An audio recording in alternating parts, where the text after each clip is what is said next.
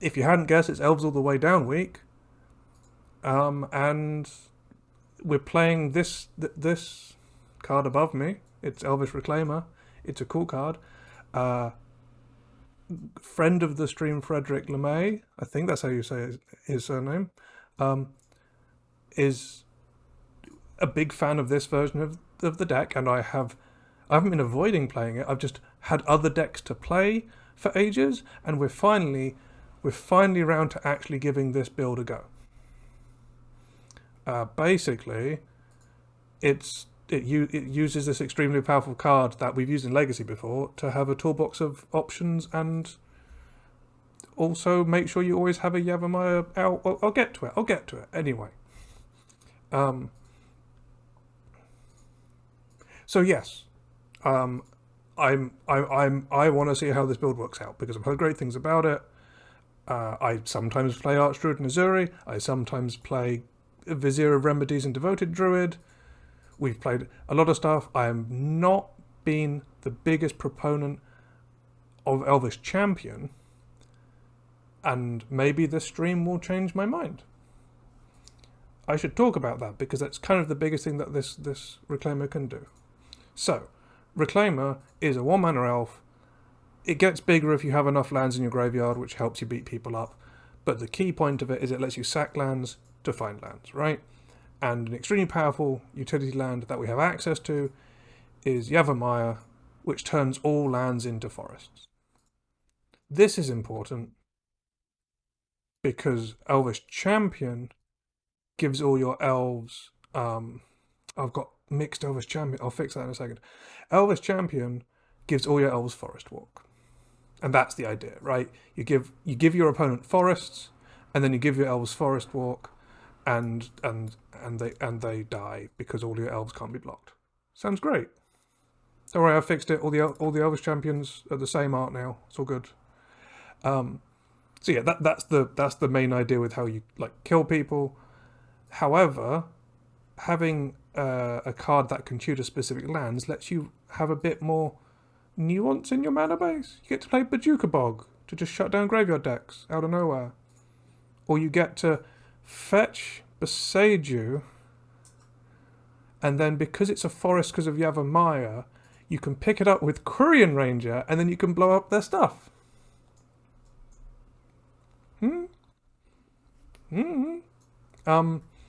So yeah, Quirion Ranger is important for that reason as well, because it lets you untap your Reclaimer if you need to. It lets you pick up Beseiju if you've got a Yavimaya. It also means we get to run Dryad Arbor, which with Quirion Ranger is infinite blocker. I use it in Legacy a lot for that exact reason, right? Like your opponent attacks you with whatever their big beater is on the ground. It used to be a Tarmogoyf or whatever, and you block with Dryad Arbor. You pick up the Dryad Arbor with the Quirion Ranger, and now you haven't gone card negative, even though you chump blocked. The other 1-drops are our normal package of mana dorks, like Heritage Druid, Llanowar Elves, Elvish Mystic. We make mana. Elvish Wallmaster is a staple in the 2-drop slot. Now, Sylvan Anthem, we've played on stream before, and it's a very powerful card, especially in combination with something like Realm Walker. So Sylvan Anthem makes our elves bigger. That's good. But whenever something ETBs, you scry one. Also, yes, happy birthday, Frederick. I figured this would be the perfect time to try the deck out. I've been meaning to try it out for months now. So I grabbed whatever the latest version of yours I could find, and here we are. I hope it goes well, because otherwise it's not gonna reflect too well, but I do know the deck's powerful, because I know you've been having results with it. Talking about Sylvan Anthem, the Scry one, combined with Realm Walker that lets you play elves off the top, obviously lets us, play an elf, look at the top card. If it's an elf, leave it on top to cast. If it's not an elf, put it to the bottom, looking for an elf to cast, and you can kind of go off that way. We've mentioned Elvish Champion already. With Yavimaya, we just kill people. This version has a single main deck copy of Endurance, which is a cool card, and I bring in literally every matchup at this point. probably not almost every matchup at this point. So to be honest, it being here seems solid. And Grist is powerful and can be hit off Collected Company and can also like win you games that you struggle with normally because having a removal option is really good. I really like Grist. I just haven't played it that much in the recent builds because of space issues. I want to play it more, and also it can kill that stupid giant fish dragon thing. Yeah. Oh yeah. No. Yeah. This is the best month to be born, I think, because obviously it must be because three of us are. Yeah. Yeah. No. I think I'm going to like the deck. Well, chance will tell us whether or not it's going to go well, but I'm pretty sure I'm going to enjoy playing it. And then finally, Collected Company. This is like the best card. It gets elves. It hits 3-drops like Endurance and Grist and Champion and Realm Walker, but also if you need like a War Master on your opponent's turn, it's an instant. We all know Collected Company at this point. It's great. It's a very... I know Frederick's been working on this build for a while, and it feels like it's getting to some like good places with like exact numbers that it wants, and obviously you can tweak based on meta depending on what you need to do more of. With like these like 3 ofs and a 1 of and a 3 of, like there's flexibility here. Sideboard. This is straight up pilfered from the build I was looking at. So who knows if it's good for the online meta? We'll find out. Where do I even start? Thoughtseize breaks apart combo decks and other such things. Last Elves all the way down, we lost by 1 turn in 2 games of the match to Ad Nauseam. This is the sort of thing you can pick apart Ad Nauseam with. They rely on combo pieces. You pick apart their hand and they can't go off as easily anymore. We don't interact on the stack normally, so we do need a way of interacting with the hand. We've got Murderous Cut as the go-to removal spell. I assume this is a flexible slot because there are a lot of different removal you can have access to, a lot of different pieces of removal you can have access to. This one can be as cheap as 1 mana, especially with all our fetching and our Elvish Reclaiming and so on. And to be honest, sometimes you just got to kill a thing. The rest of the endurances are in the sideboard. This card's great. I'll be bringing it in most of the time because it's endurance. It does so much, which is weird because it only does like 2 things, but those 2 things it does very well. That's get rid of graveyards and block flyers. Yes. Yeah. So yeah, 1 mana kill Murktide seems like something we need access to. Also, I hadn't thought about, like, yeah, the fact that it costs 5 rather than like 2 or something does make it good against specific answers, as you say, like Drowned. Because I did see in the discussion of this deck on the Facebook group that someone suggested the 1 mana sorcery that you can sack a creature or discard a card to kill a creature or planeswalker, and that gets the benefit of hitting planeswalkers, but the downside of being a sorcery, and also the downside of like being 1 rather than 5. So yeah, but flexible, maybe not the right choice for Modo. We'll have to find out. Force of Vigors. I unfortunately own 2 of each version of Force of Vigor rather than 4 of 1. I assume they're not that different in tickets cost, so I should probably at some point get around to trying to turn them all into the same one. Anyway, it kills artifacts and enchantments. Final Grist is here. Explained why Grist is good in the main deck. Oh, I didn't also mention Grist being an alternate win con. If your opponent is killing all your elves, that -5 kills your opponent.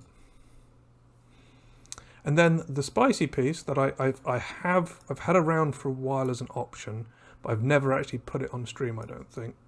I think I looked into it for a different deck, and then that was it. I was trying to build some weird Cascade variant. Anyway, this is before Rhinos and so on. Anyway, key point, the punishment side, the crime side, it isn't even castable? Yeah, okay. Anyway, punishment. Basically, this kills all of the rhinos and other things. Arguably, if an opponent is going wide, this can deal with it. Unfortunately, it will also kill our elves. That's not great. However, if you do it for 0, it kills all of the tokens, and all of our normal elves survive. And that's the idea. Like, our opponent cascades into 2 rhinos on turn 3, and we untap and play green-black to kill both the rhinos. It can also snag some other things at times. Like, there's bound to be some situations where, like, I don't know, we've got a 1-drop and some 2-drops in play, and our opponent's got some 1-drops in play, and we can, like, still go plus in card advantage, even though we're killing one of our things. Dastard deck. We're going to give it a go. Good point. I always keep forgetting. Urza Saga. Urza Saga has a bunch of weird interactions with things. Notably, it's an enchantment, so Prime Punishment kills it. Huh. We're on the play. We are a land-based variant of elves. I don't think 6 lands and an elf will really get us there. No. No thanks. Oh, this is much better. We put back one of the multiples, like the 1-drops, and we have elves and Sylvan Anthem and Realm Walker. We'll just elf ball it. Seems good. I have not looked at the alt art yet. I will give it a look at some point. Seeing as I already have my shepherds, I assume I'm probably not going to get more. I'm not really trying to foil out legacy elves because you can't. Because you can't foil out bayous. Do we just fetch a basic forest, or do we shock ourselves? I think we shock ourselves. Because there's a chance if we draw another land, we could like fetch a Quirion Ranger with this. Not a Dryad Arbor, not a Quirion Ranger. The thing that combos with Quirion Ranger with this. Also, we could shuffle with it if needed. So let's just open with this.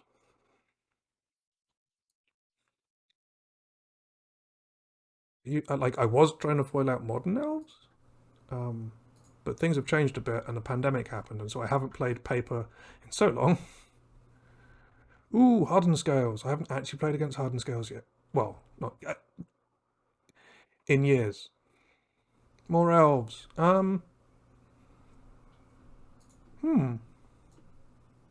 We have the option of playing an Anthem and a Dork, which sets us up for later, because we could play the Realm Walker, and then we'd have to, but getting more mana going is probably a good idea.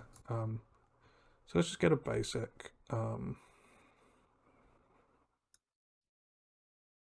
And play a Dork, and we get to scry one. I do like Collected Company, even if it means we're not going to hit a land drop. Yeah, okay. I do like Collected Company. Let's keep that. Yes, we want to combo this and this. And seeing as we're on the play and against an opponent who didn't put pressure on turn 1, we're probably doing okay. I am a little bit scared of something like Walking Ballista. So getting the Anthem down means it takes twice as many counters to kill each of our 1 mana elves, which is good for us. So they could like a Ballista for 1 that would come down as a 2, and it wouldn't be able to clear this. That's if Hardened Scales are even playing Ballista anymore. I assume they are. Welding Jar, okay. Ooh. This is the kind of deck I might want to destroy all 0-drops with.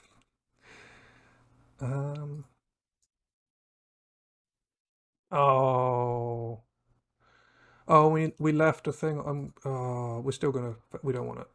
Yeah, okay. We don't. We're going to take the land rather than company because we have things we can do. Ooh, okay. Now we can play out a Realm Walker.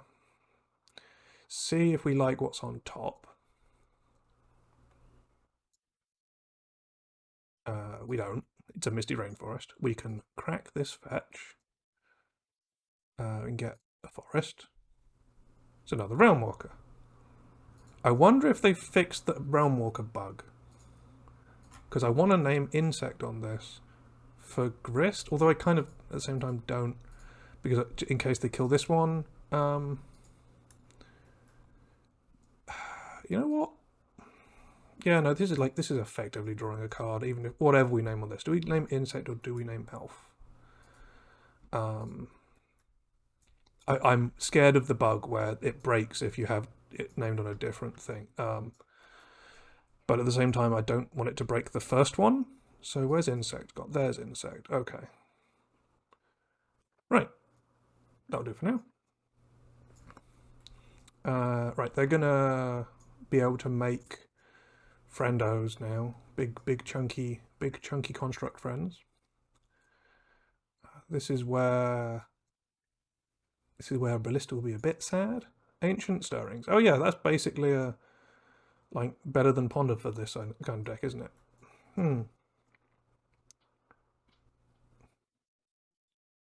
Oh yeah, no, I know. What I'm saying is yeah, I want to be able to. So, Grist is not. I think this one still works though with the bug. I think the one that doesn't work is the second one. This looks like an X spell. It's a Walker. A Walker is much better for us than a Ballista, although I guess they could Ballista next turn. Who knows? Right. Okay, let's play a Reclaimer off the top. Okay, we have discovered that we can still cast Elves, even if it's bugged for bugs. Oh. Ooh. Ooh. I like. Let's go this way. Right, now we can go like this. Cast this. Seems good. Oh, we stopped. That's fine. We can do this. I guess we attack him with our Realm Walkers and let them. If they, I don't know if they want to. If they want 2 flyers or if they want to start building it up. I guess that, yeah. So the other name we could have had on Realm Walker was Elemental for Endurance. But the problem there is we've got 1 of those and we've got 3 Grists. Okay, what are you getting with this Urza's Saga? Something that costs 1? Is it like a Shadow Spear so you can start beating? Oh! Oh! We had this in the draft of Modern Horizons we did. And we never got to do its thing. Oh man, they've even got this, so when their creatures die, they can move counters around. Are we dead? This Ravager lets them sacrifice things. And then they move the counters onto the Ozolith and it gets up by 1, and then they move the counters onto the... There's a lot going on here. Yes, we have a lot of reshuffle chances here. Actually, do we want to... We could shuffle the fetch away, but it's probably worth just having access to it as an extra shuffle. I guess we'll take our extra shuffle then. It is better to shuffle with this first, right? Because then Elvish Reclaimer isn't tapped. I think that's right. Let's do it. Oh. Oh. Oh. Oh. Yes. Well.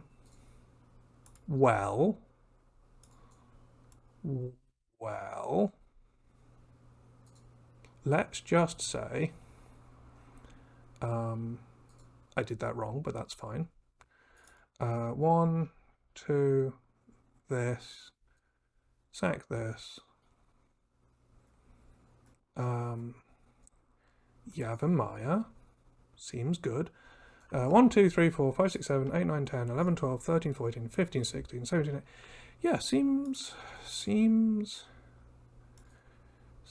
good. Seems good. Let's hmm.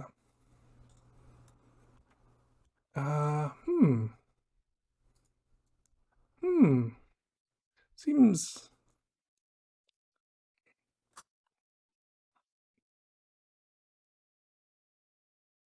here is me, the I still don't want to include Elvis Champion in my deck person, and now they're dead. Thanks, Elvis Champion.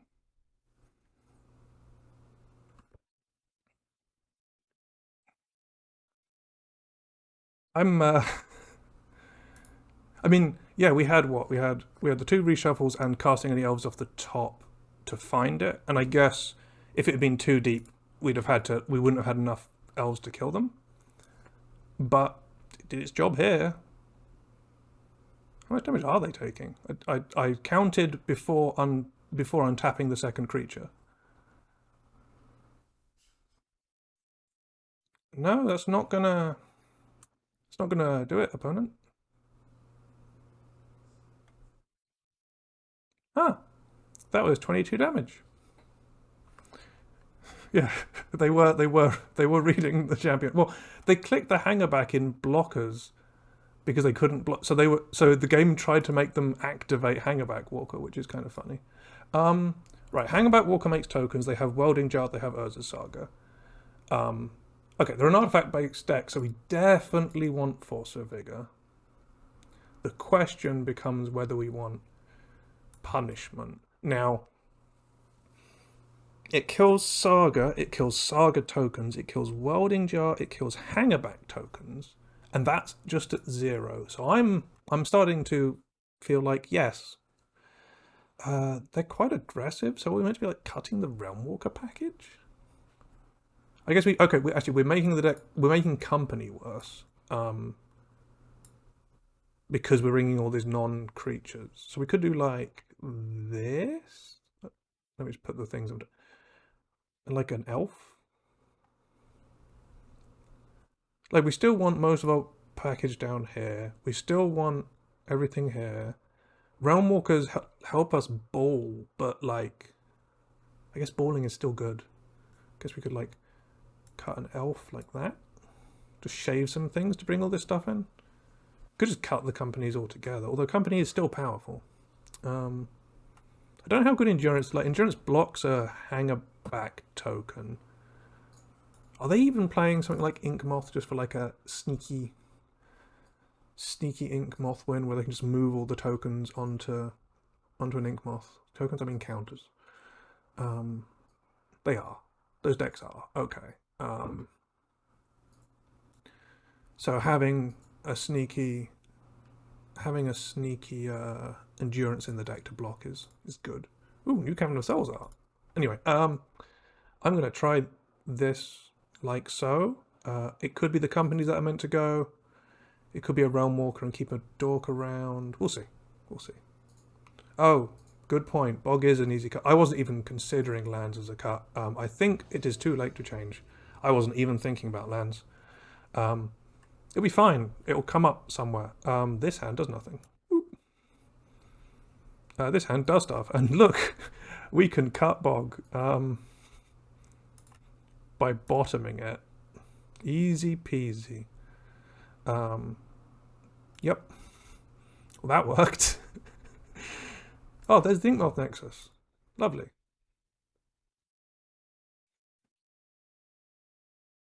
What you got, opponent? I guess Bog was our black source, wasn't it? The Ozolith lets them do some like truly busted stuff. I'm gonna lead.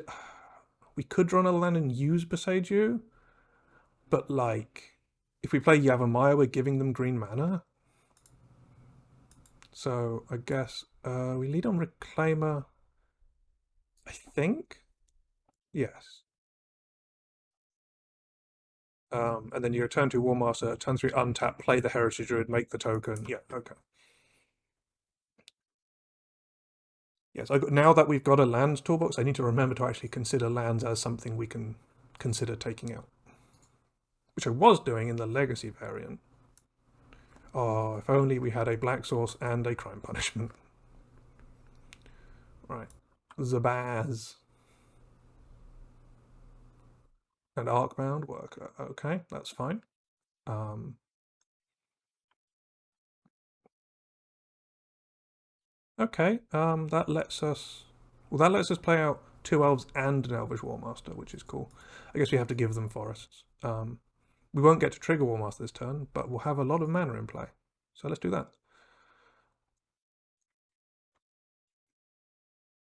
Add green or add green? Yes, I would like to add green. Oh, oh, oh. It's also interesting about like when you block and don't block, because if we block Arcbound Ravager, Arcbound Worker, it it gets to modular onto Zabaz for 2 counters, and also the Ozolith. So like blocking here makes their board bigger by killing a creature, which is not good. If they have Ravager here, they're like quids in. And we have given them green mana, so now they can harden scales.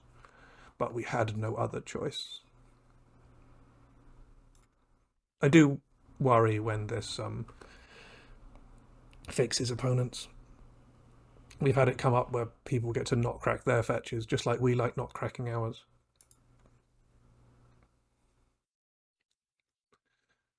They've got 3 cards in hand, and apparently a lot of things they can do.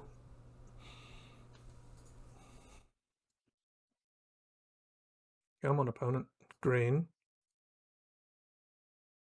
Is a hardened scales?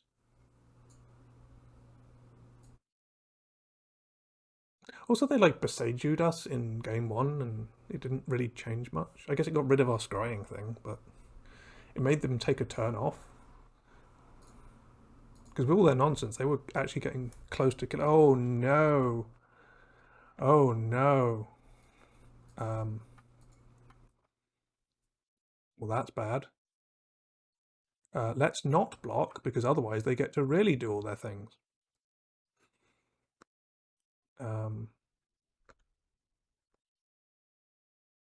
So Ballista can do a lot of things.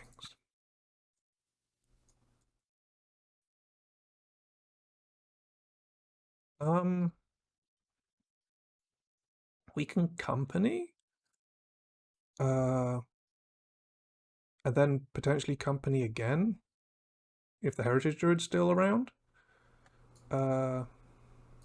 We can company on our turn and on our opponent's turn, which isn't bad. I'm just trying to work out the best way of sequencing this. Because we can company with these now, or the Heritage Druid needs to live to be able to company twice, or there has to be a Heritage Druid in the company. But I do want to do one on our turn, so that I can get a token, and then we can get a token on their turn as well. I guess we could attack. I don't really want to attack because we need all our mana for what we're doing. So let's think about this. If you tap these for company, they're probably going to shoot Heritage Druid in response. So maybe we should do this company.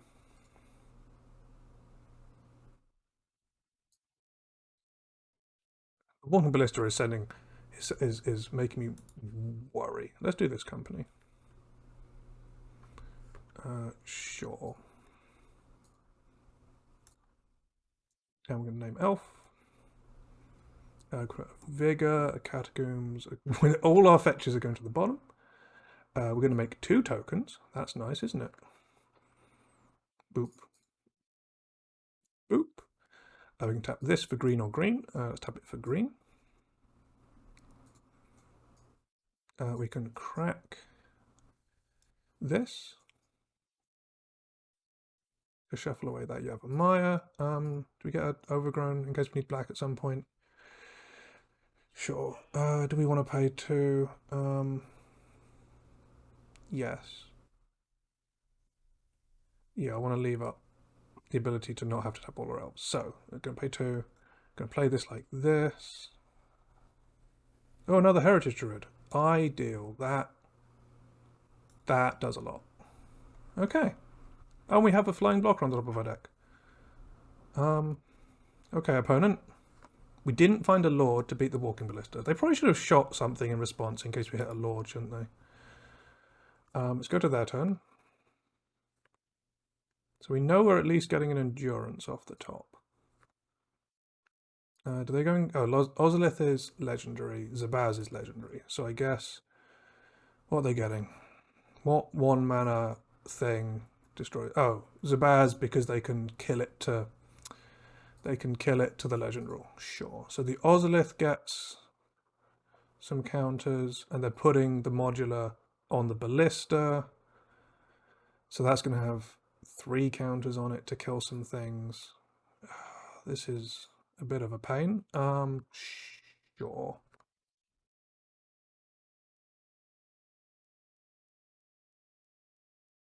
There's a Hardened Scales. Okay. What else you got, opponent? Ballista. Oh, they're going to ping their Arcbound Worker to get 2 more counters out of it. Fair enough. We should probably do something at some point. But I think the response time is once they put a thing targeting our things on the stack, but I could be wrong. Sure. The Ozolith is going to give it a lot of counters. That's going to be a problem. Okay, so that's now got 5 counters on it. That's a lot of counters. That's a lot of counters. Maybe I meant to act earlier. They're going to kill Zabaz. Does that mean they have another Zabaz? I guess they only get 2 out of this. This is fine, I think. I guess at the start of combat, they're going to try and move things onto the ballista.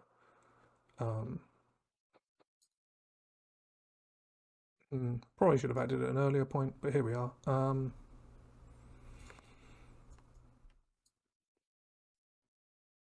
It's going to be up to 10? Jeez.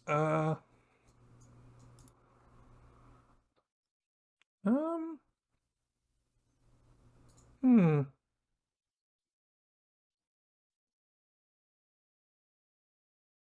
Just,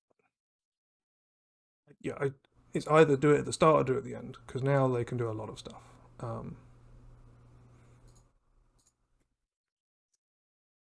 Like, we're chumping this so they don't kill us.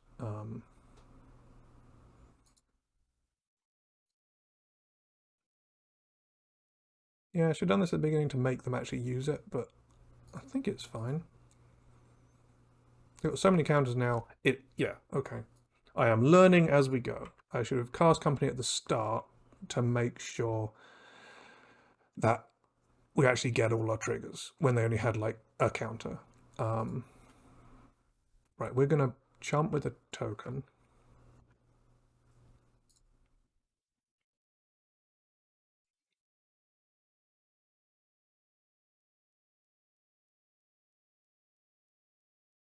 What you got, opponent?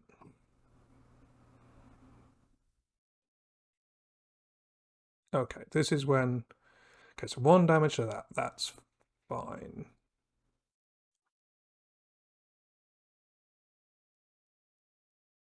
No, this is when we do our thing, because otherwise we won't have the elves to do it. Yeah, I should have done it at the start. They would have been forced to use counters early. But, you know, learning process.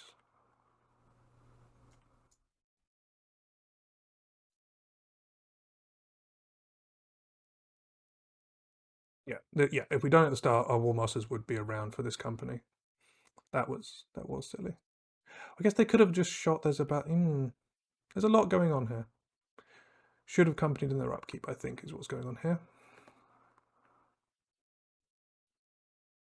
Going to kill off our Realm Walker. What it would have given for a Force of Vigor at this point. Like, not net, but like earlier in the turn.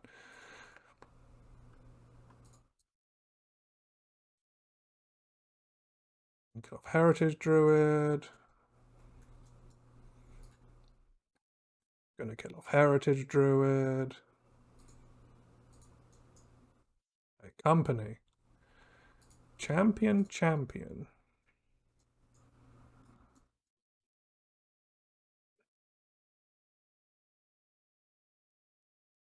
Take it.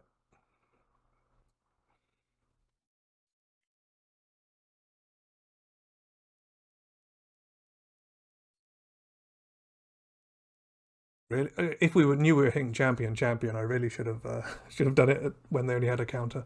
We win the match because we hit champion. Oh, we would like to go first. Um, this hand is too clunky. It goes Quarian Ranger and then it doesn't do anything. This hand is better. We're going to keep it. Dryad Arbor and Quarian Ranger are like best friends, but also having two untapped lands to cast Grist immediately is quite strong. So I think we're actually putting the Dryad Arbor back because you can just go Llanowar Elves Grist.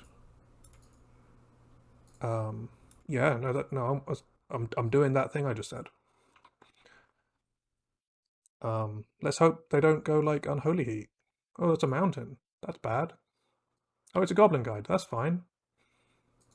Actual burn. We don't see this very often because all the other variants got better. Oh, another Llanowar Elves.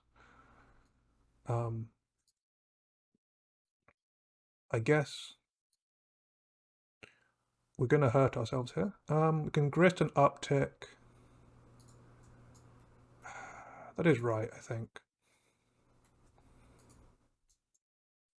Uptick. Grist. Because we can just make a stream of bodies here. We can just start blocking the Goblin Guide immediately. I guess they could have the Searing Blaze would punish us here.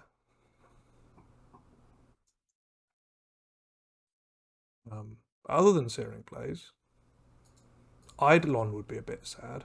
Oh, it's Searing Blaze. That card that I said would really punish us here. Well, about that. Oh, but Grist earned what? Grist gained us 5 life here. I'll take it.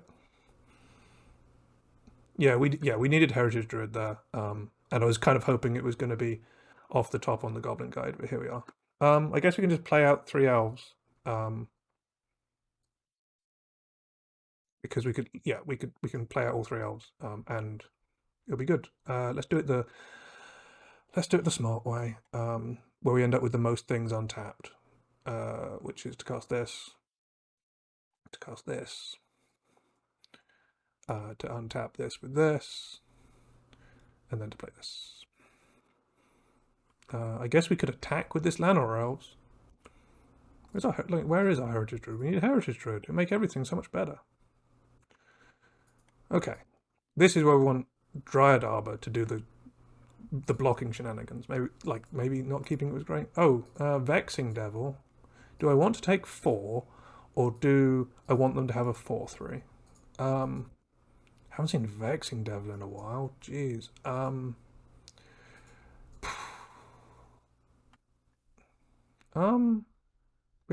We can probably chump this with things off like tokens and stuff if this company hits well.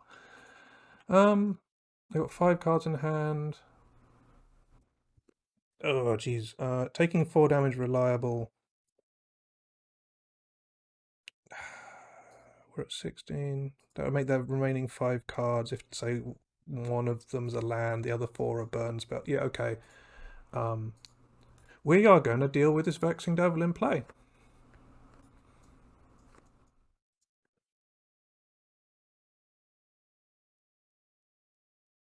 I'd like this Goblin Guy to give us a land at some point. That would be nice. Uh-oh. Uh-oh. That's bad news. That's bad news. Oh, and that's not a great draw. That's fine though, because that gets our Reclaimer to be big. Right? Yeah. Okay, that makes our Reclaimer big. I like our Reclaimer being big. And it can be big before anything happens. In actual, I kind of want to just company here to see what we hit.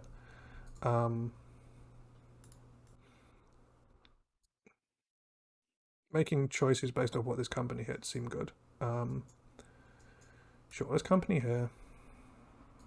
Oh, we could also hit Elvish Warmaster Heritage Druid or Grist. We could kill the Grim Lava Monster.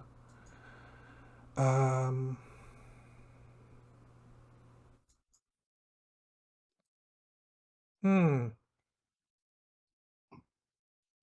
Killing the Lava Monster is good. Oh, we don't have a token to do it with, so we'd have to do it with an elf? Ah, there's some actual choices here. Huh, I wasn't expecting that.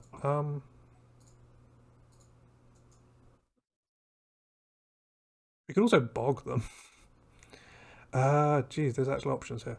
If we do this, we get a lot of bodies, and we get the grist later. We get grist later. We're gonna do our thing, where we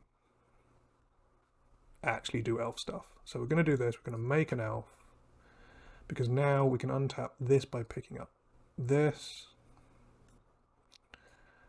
I want to do it on both turns because we can bog them so they can't lava monster us, which seems good. Yeah, we can bog them so they can't lava monster us.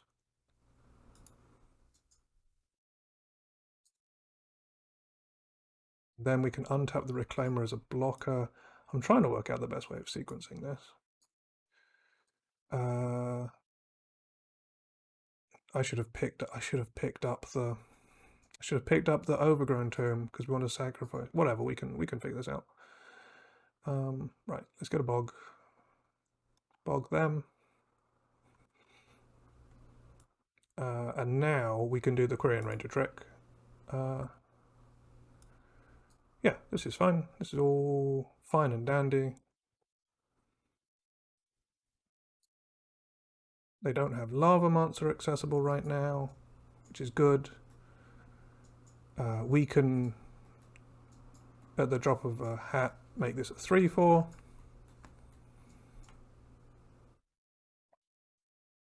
If they try and kill it. Sure.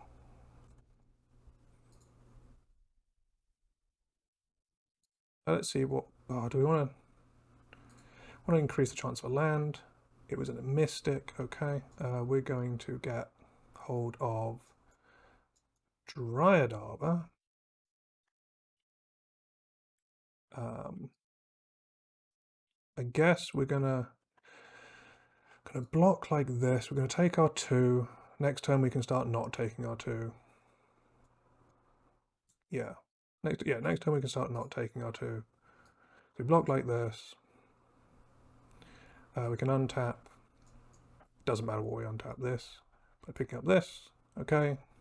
All good. We take our 2 and like it. And by like it I mean lump it, I guess.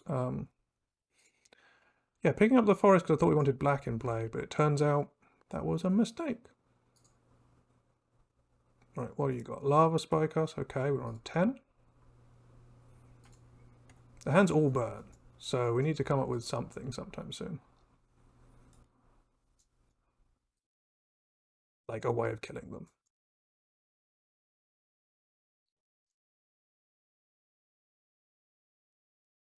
What you're thinking about, opponent? Thinking about shooting us or shooting one of our creatures? One assumes. Endurance. That's another way of making Grim Lava Monster do less. It'd be nice to draw an elf. Right. I guess they can kill Korean Ranger with a spell and make it like more pain for us.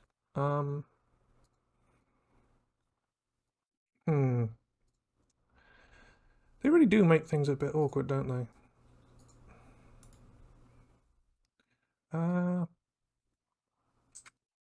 Right, we would like to be able to do our shenanigans. So let's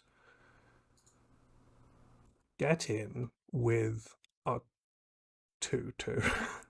Oh, we need to put a clock on at some point. My plan is to want to use Reclaimer and We'll get a Yavimaya. Our route to victory is getting a Yavimaya and drawing a champion or a company into champion, right? So we get in with this. Because we get in with this.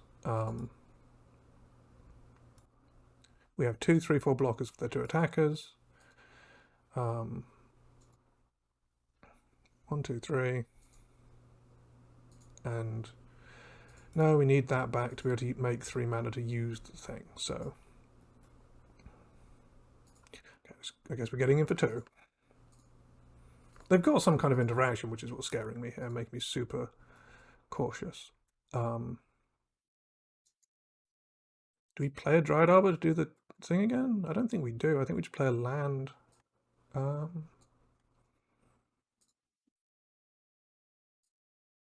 Yeah, let's just play. They know about this forest. Okay. Opponent, what you got? End step, a burn spell. They've even got the Guru Mountains. Oh, end step, nothing?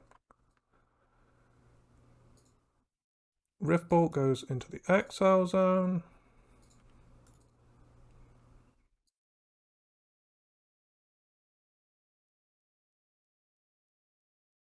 Rift Spear, sure. Yep, you can go to combat. Nothing. Well, let's use our mana, I guess. Just going to do this now. Just want as many bodies in play as possible. Shuffle, or not shuffle, put it out on the bottom. And then we can go 1, 2, 3. We can reclaim her away. The Bajuka Bog into a Yavimaya. Sweet. Heritage Druid. At least that triggers War Master. I'm still scared of the fact that they have 3 cards in hand and a burn spell on the way. That's less good. Really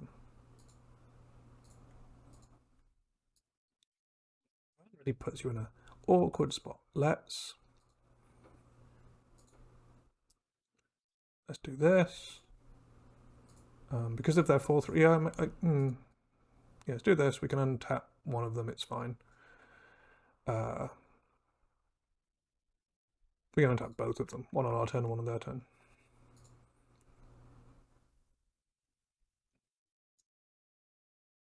I meant to attack with the token. No, because the token just gets eaten alive by the Vexing Devil. Vexing Devil's big. Oh, that's a trade I'll take, sure. Guess that lets them use Grim Lava Monster. We're going to Heritage Druid, trigger War Master, play a Dryad Arbor, to have as many blockers as possible, and I guess we want to have this untapped on their turn. Right. Go. We need a life gain land is what we need. Right, so Rift Bolt hits us in the face. One assumes. Yeah, so the question is, do they have 7 points of burn in 3 cards? And one assumes they do, unless another Rift Bolt's up there. But they'd have put 2 Rift Bolts away last turn if that was the case. Oh, it could be Lightning Bolt, Grim, Lava Monster, couldn't it? Yeah, they're going to Grim. Assume our face. Yep. We were always against the clock here and we just didn't have enough pressure. We need that last card to be like a champion or something. Shard Volley, yeah. And the last 2 cards are probably 2 more burn spells.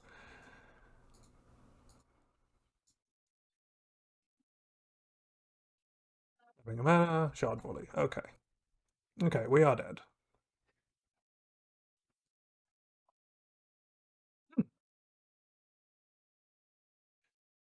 Seeing as burn isn't much of the metagame at the moment, we don't really have the sideboard for it. So endurance can interact with, well, can trade with a 1-drop. That doesn't seem great. Vigor can kill Eidolon. Maybe crime punishment feels so bad against this kind of deck specifically because if you kill all their things in play, they just kill you with burn spells to the face. Do we just need to be the same deck but faster?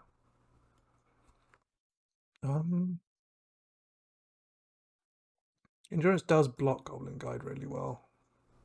Sylvan Anthem makes Grim slightly worse. Grist does make bodies, but then like again does so much life in that game effectively. Maybe just having lots of bodies, lots of blockers. Um,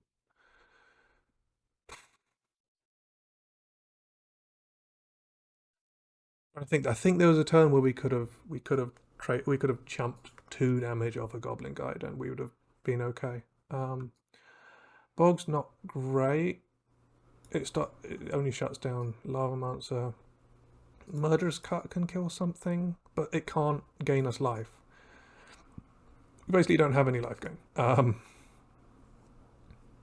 Like we can Murderous Cut a Grim or a Devil, or like a Guide if needed. It's a bit tough.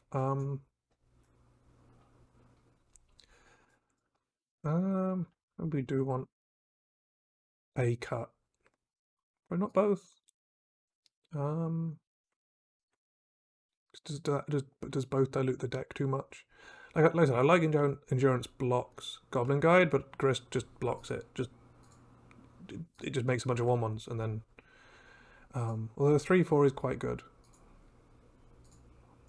I wonder if they run Dragon Rage Channeler these days. Maybe they do. Maybe that's why we'd want endurance. I've not looked at Burn in a while. Let's look.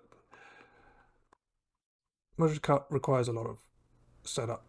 I don't think we have the time. This is Reclaimer into Warmaster. This is probably keepable. It's a painful hand with the lands, but I think this is keepable.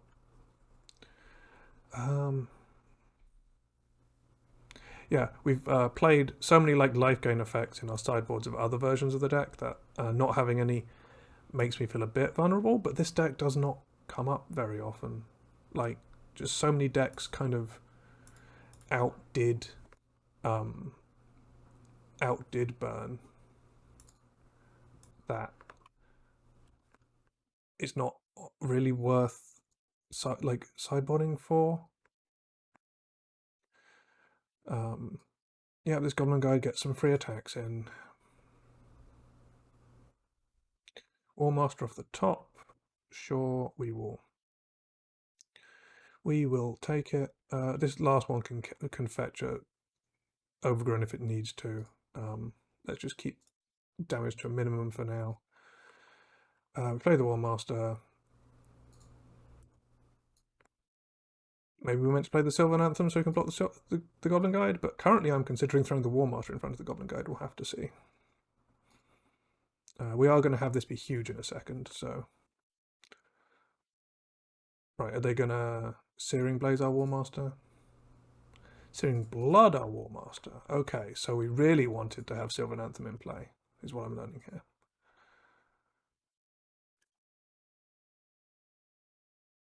Well, I'm learning. I'm learning by dying, though.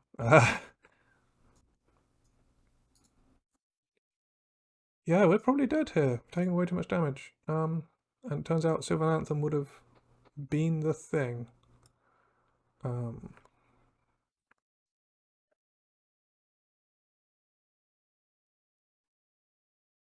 2/3, and nothing would die to their silly spells. Okay, opponent. You've got us to 11, and you've got 5 cards in hand. So we need you to hit a lot of lands because we don't have any life gain.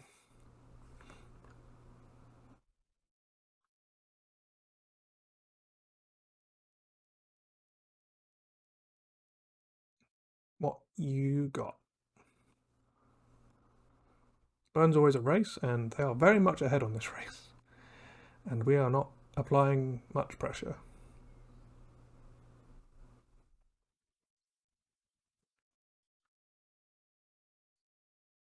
Come on, opponent. What you got?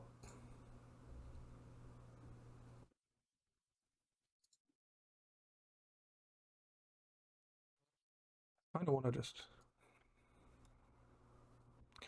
Let's see if this hits something. Hits a grist. Well, we don't want that. Anyway, we're going to take the chance to do this.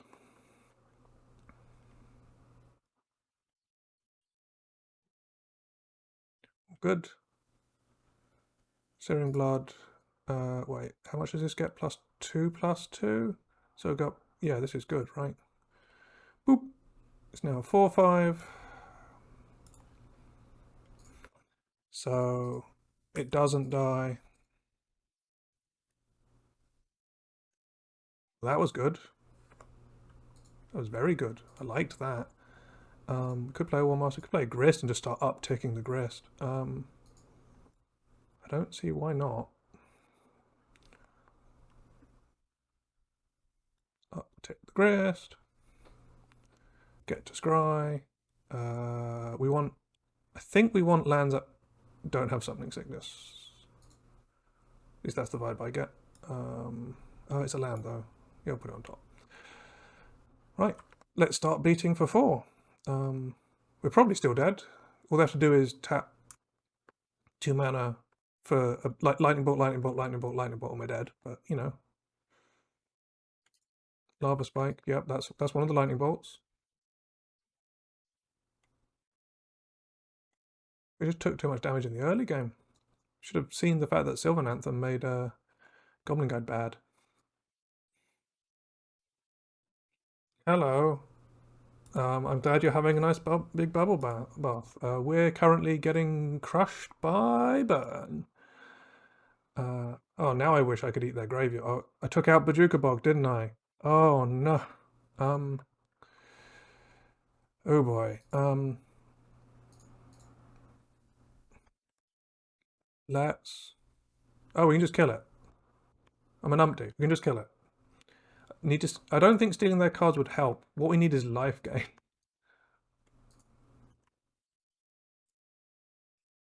So the plan here is to kill Grim, because that is effectively going to gain us some life.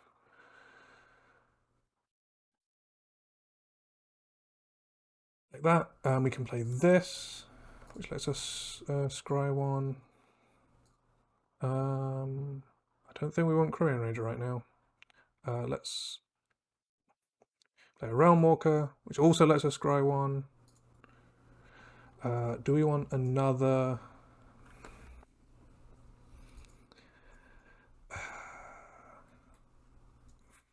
That we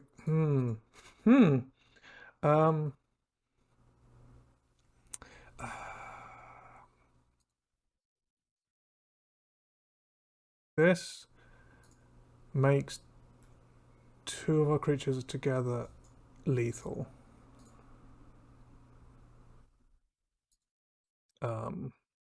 Which with Grist is quite good. So I guess we take it. It also makes it harder for them to. Oh, I didn't mean to. No, stop yielding. It also makes them harder for them to kill our stuff. But okay, we're going to take that. Right, opponent. What you got? We do need all the help we can get. If they've got 3 lightning bolts, we're just dead. 2 mana.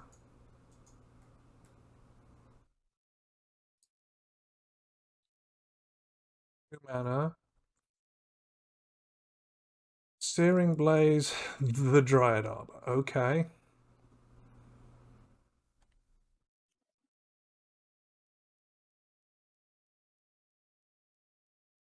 Let's play this Anthem.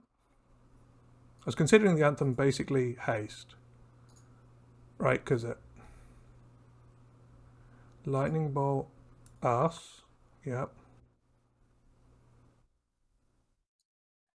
And then we get to go like this. Okay, it looks like we're going to game 3, but we are on the draw in game 3. Oh no, the chroma key is getting a mess. Crap. I will have to sort that out between. Well, I might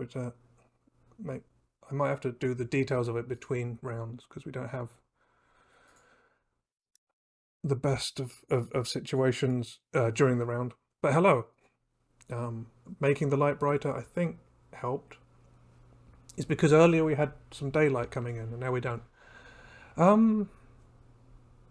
Do we want Murderous Cut?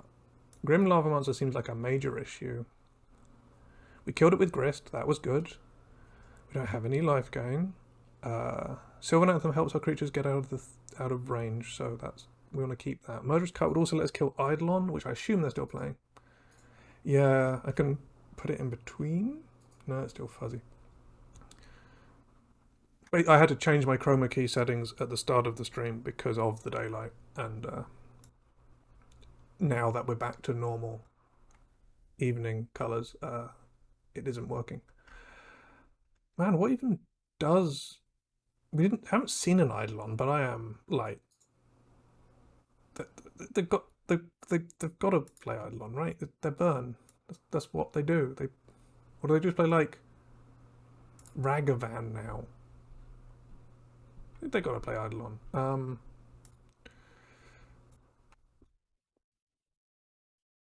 Oh no, not a Halo. That's yuck.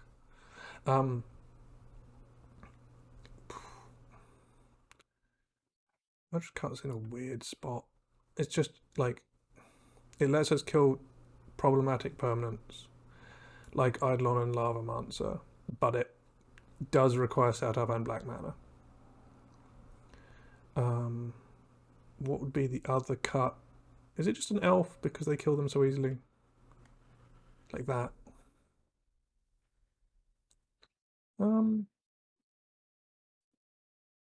Yeah.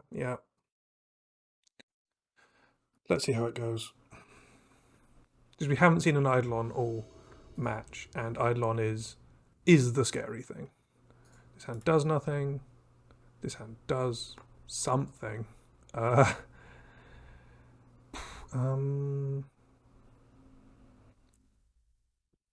Three lands and some dorks. 2 lands and some more dorks.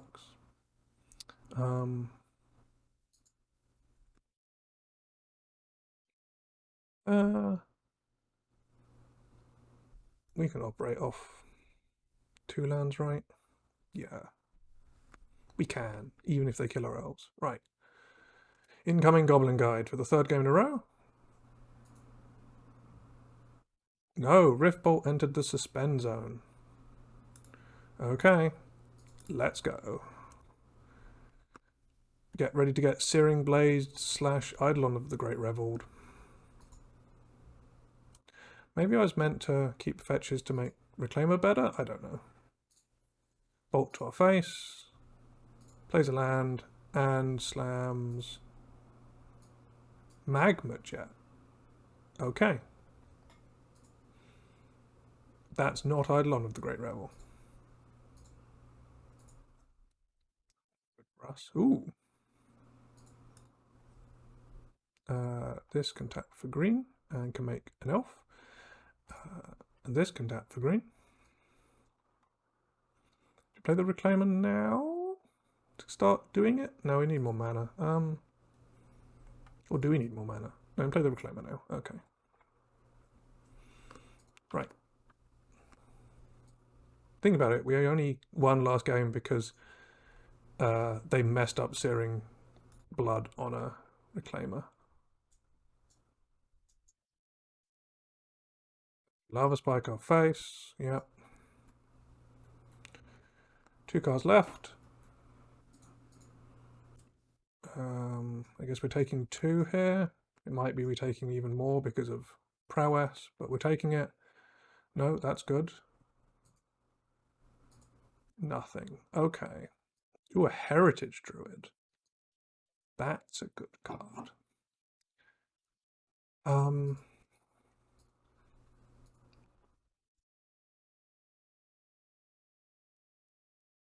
go like Heritage Druid. Quarian Ranger. Mystic. Untap this, picking up this. Play this.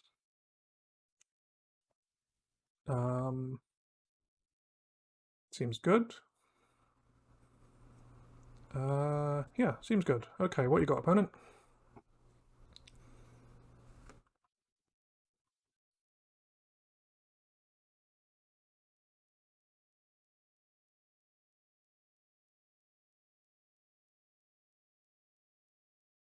What you got, opponent?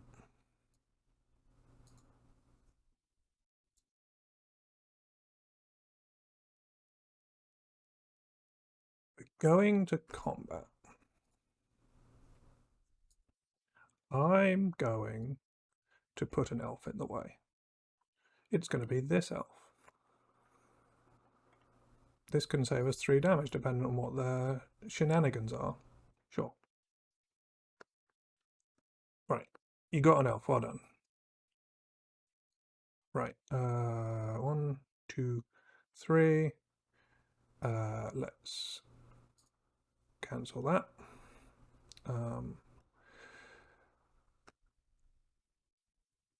Yeah, sure. Let's go get a forest, and then let's tap it for mana, and let's sack it, and go get. We can get a peatland to draw more cards. Go get a Dryad Arbor. No, we go get. We go get a Misty. It doesn't matter, and then we can untap that by picking up this, and then we can chuck this immediately to get a Dryad Arbor.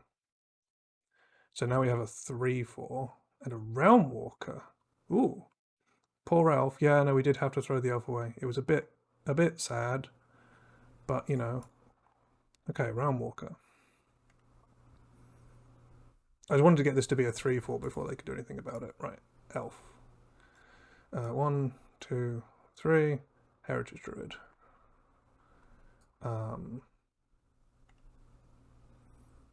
Murderous Cut. Well, we can't even cast that.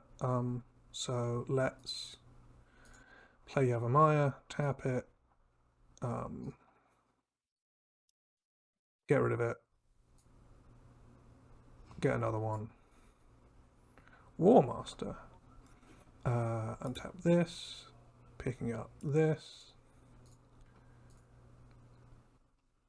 Play War Master. Okay. Right. We did some things. Opponent does have a lot of mana and a lot of cards.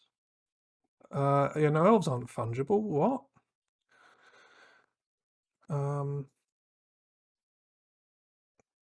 Would I trade? Take 3 Would I?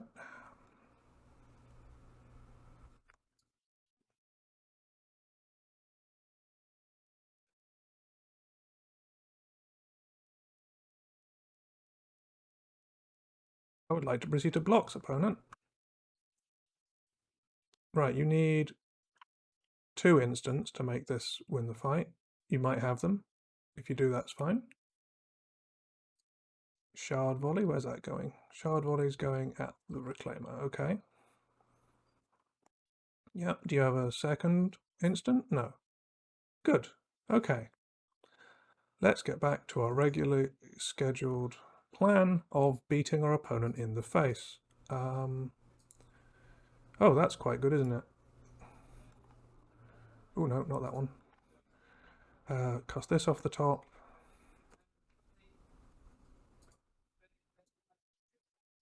Okay, make an elf. Untap this like so. Go to combat. Crunch in.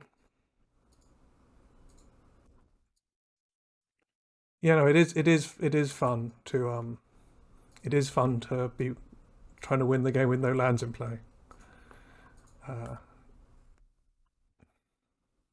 Okay, we won the game with no lands in play. And there you go. We did a thing for you there. Well done. Turn up and we channel you, and that worked out. I would like to go first. I would like to keep some mana. Yes.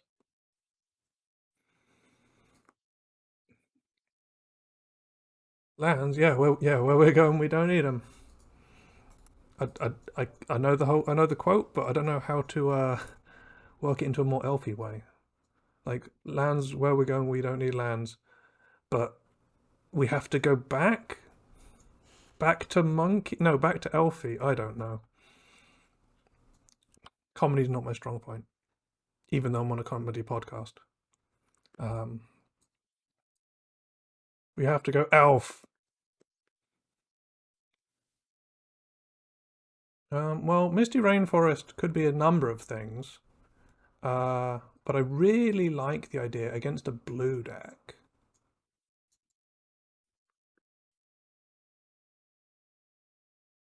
Of just playing Grist. Let's hope they don't have Spell Pierce, I guess.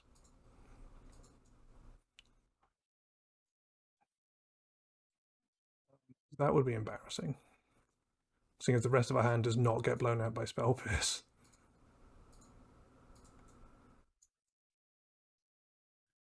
Well, you got opponent.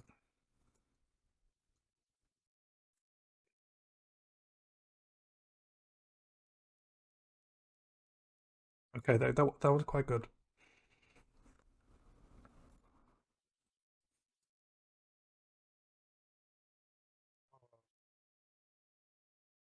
And I haven't watched Back to the Future since like second year of uni. I think that's the most recent time I watched it. Jeez, that was a while now. Okay, we have a bug and a bug and an elf. So right now we're. Uh-oh. Oh no. Are we? We're playing against Living End. Oh no, we needed to get Reclaimer out so we could bog them. Oh no. Oh no, that's bad. We're about to get utterly destroyed. I guess we could get lucky and hit some elves we can bring back. Let's mill something.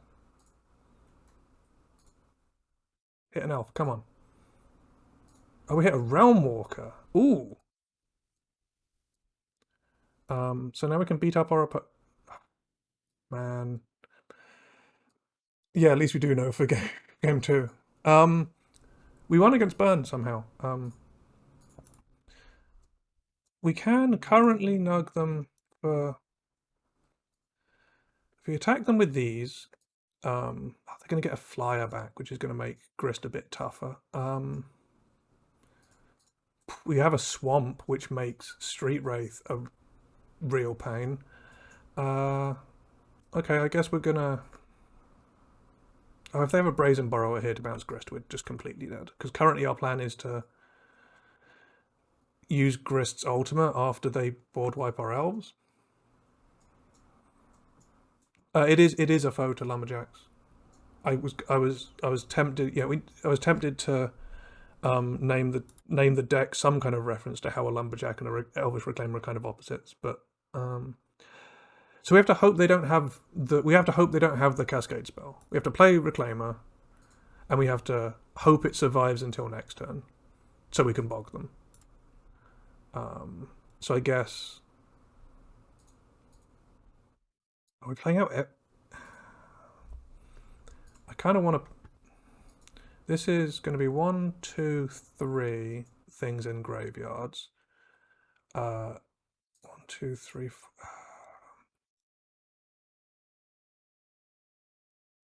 They might just do it, but I don't think we can win if they just have it. So we have to hope that they don't have it this turn. Basically. Oh, and they can dig. Ugh. Assassin's Creed 2 MtG. I mean, they might end up doing it in Secret Lair. Who knows? Oh, jeez. Okay, they have the 3 lands. Do they have the Cascader? It looks like they do.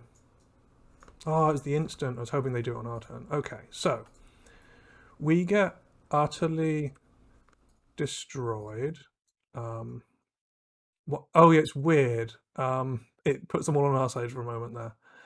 We get utterly destroyed, but we do have some elves in play.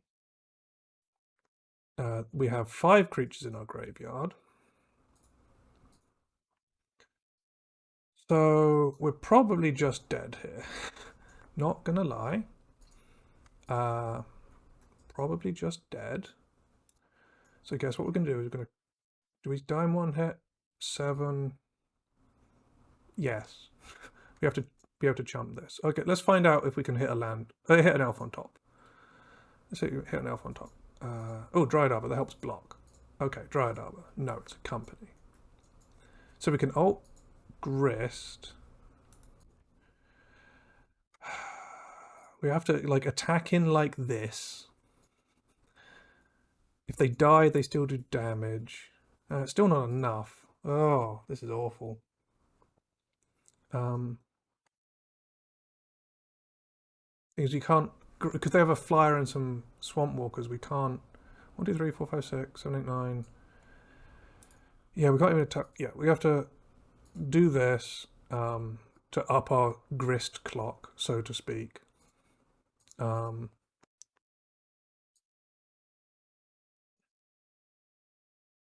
is chump with the token, get the company, and somehow don't die. I don't know. Okay, they're going to do that. That's fine. We're dead anyway. We're almost entirely, certainly, entirely dead. So we're just going to do this.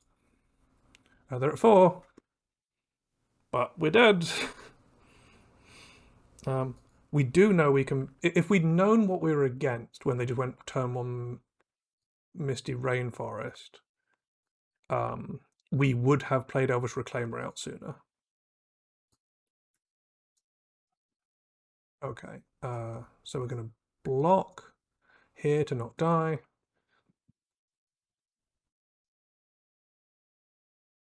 We've got a company on top, but we're probably just dead.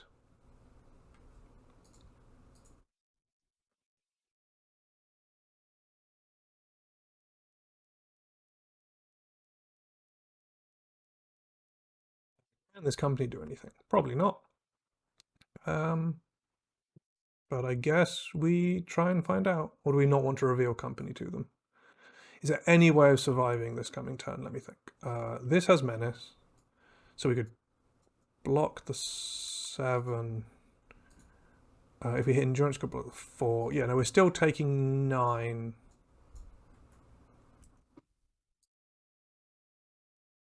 Even if we block, yeah, we're still horribly dead. So we probably should even show them this company.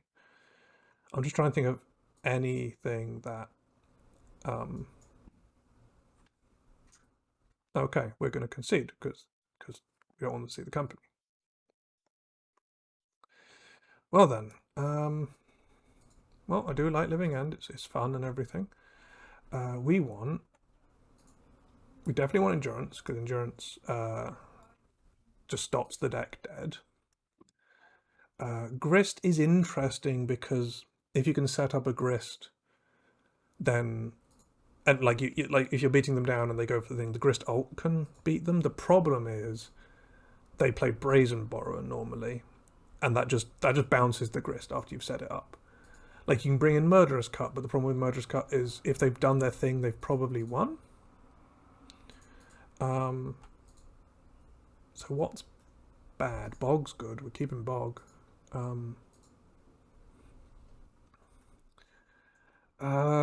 can cut like a Mystic. Like we could shave on like each of these mana dorks, and yeah, you want to make collect? Or, yeah, okay. Yeah, if we'd had Champion post Living End, we'd have had some chance there. Although, to get it, we'd have had to either draw it or mill it off the Grist. The Grist uptick makes Living End worse, so we probably do want the Grist.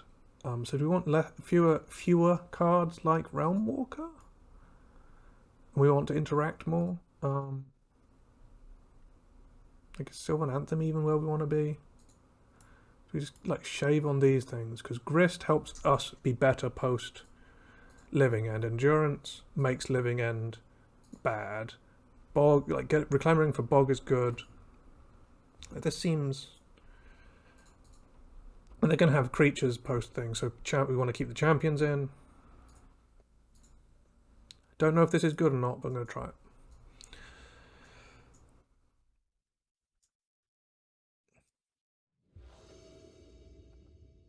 Yes, we would like to play first. So this is a really slow hand, but it has an endurance in it, which is our sideboard plan. I kind of want to keep it just for the endurance. Oh, geez, grief makes endurance really bad. Well, makes it less good at what it's doing. It's slow, but it has an answer, and it doesn't do anything on turn 2 though. Yuck. I'm gonna try it. Seize is a must. I don't like Seize versus Living End. So much of their deck is random. I don't know why I'm fetching here, but here we are. So much of their deck is random, like cyclers that you can't Thoughtseize. You can't Thoughtseize the pieces because they show you a hand of cyclers, and then they on your end step they cycle them all. Yeah, well that's a pain. What you got, opponent? We're gonna dead gone our heritage druid. Is that what's happening here? No. Okay. This hand got worse by drawing a land. Let me tell you that. Because so I've played it. I play okay, not the current form of Living End, but I played a lot of Living End back before like Brazen Borrower and stuff. And one of the things like people would turn one Thoughtseize you, and they'd see like a bunch of these kind of cards, and they couldn't take the Cascade card because all you have to do is cycle into it.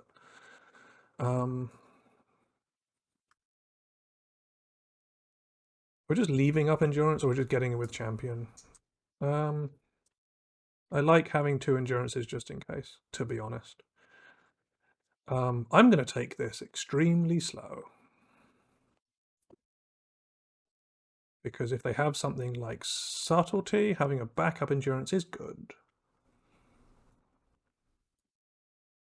I guess I just always made all of my mulligan decisions on Living End were, do I have the mana to cycle my cards? It was pretty much entirely around a mana decision. Although I was playing main deck Leyline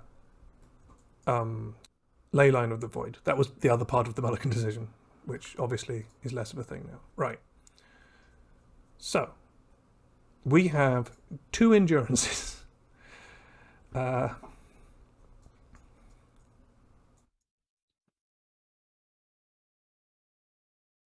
Right, they cast Shardless Agent. They put Cascade onto the stack. They put Living End onto the stack. I'd like to just hardcast Endurance first. We cast Endurance. Do they have a subtlety? They do. We let subtlety resolve.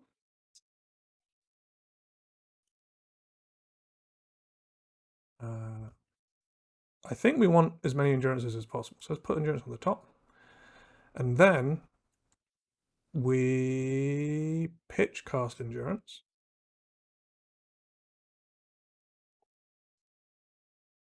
We hit their graveyard. It goes to our graveyard. We did it after the Living End resolved, so that they would choose to cast the Living End so we get our endurance back. Oh, they're going to endurance us. Jeez. Okay, we don't get our endurance back. Well then. They get an endurance back. This has been a mess. What did they pitch? They pitched an endurance to their endurance and a curator of mysteries to their subtlety. Okay, well, we get to untap and have an endurance, I guess, and then we can have an endurance off. I might just cast it now so they can't hard cast subtlety.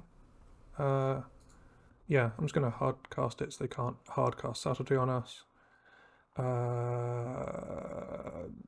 us. I don't want to put more living ends in the deck. Sure. Okay, opponent. Let's do this, I guess.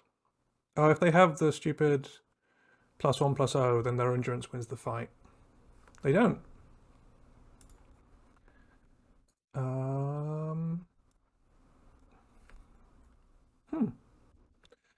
Right, elves, please.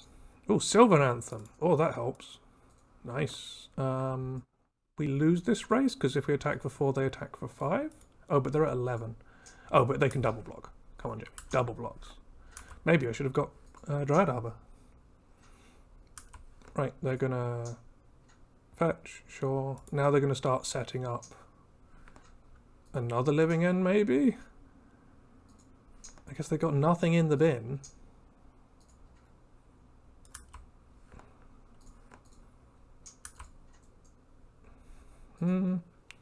Oh, that is a Dryad Arbor, at least. Yeah, they can double block, so I guess we're just going to sit here for a while.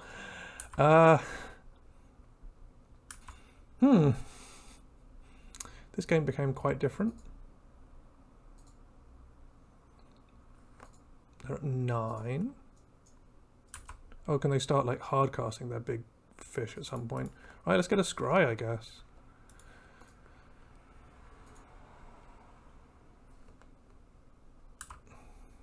Elvish War Master.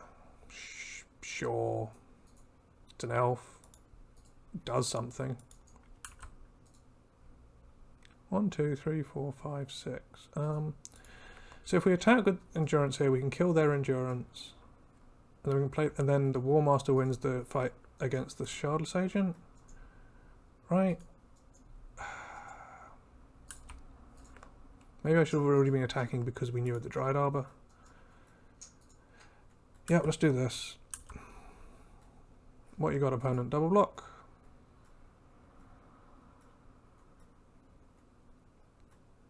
Oh. Oh, that's bad, isn't it? That is very bad. Okay. Oh boy. Okay. That was bad, but you know. Yeah, we'll live. How does this work again? I've not done this in a long time. That way. 1, 2. Got it. Okay.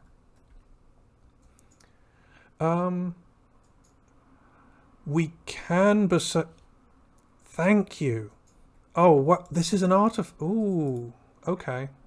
You know what? Thank you. Let's do that. And let's hope it doesn't come back to bite us when they cast a 7-drop.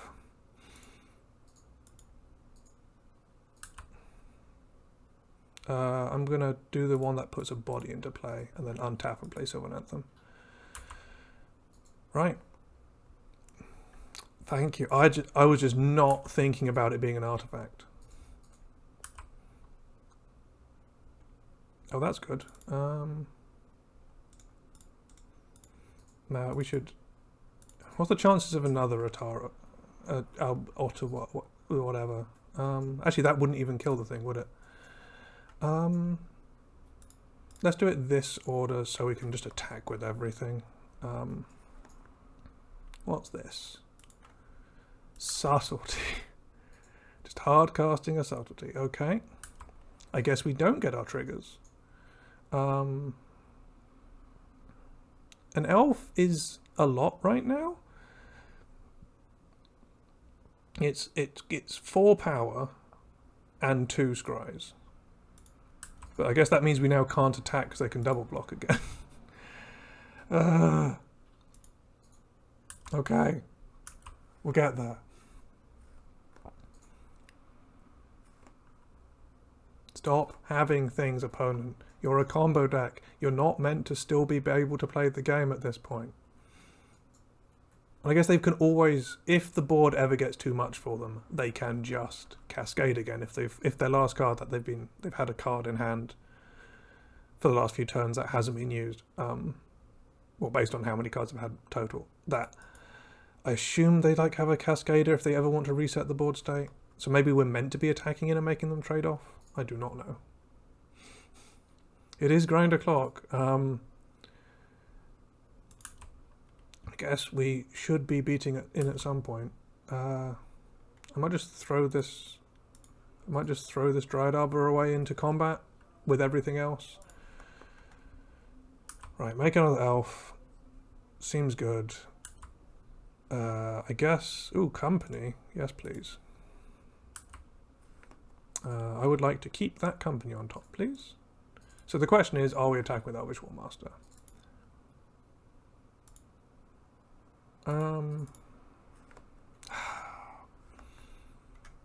No, we can build a board up around it. I'm just scared of them wiping the board again. If we're attacking with these three, they can block this on the 3/4, this on the 3/3, take 4, and yeah. So we could attack with just this. That means if they have interaction, nope, they're gonna have to wait, I guess. It is time to just sit back and see what happens. We're gonna have. We're not meant to have a grindy game against Living End. Right, now they've got 3 cards in hand, which is even more chance of them having a Living End to do something with. No? Okay, so we draw Collected Company. And I guess we just pass. And then we end step Collected Company and then untap and kill them? Or we could hit Elvish Champion specifically. And that would kill them on the spot. 1, 2, 3, 4, 5, 6, 7, 8, 9, 10. Unless they have a Brazen Borrower, unless they have an Ottawara again or whatever. Let's try and kill them on the spot.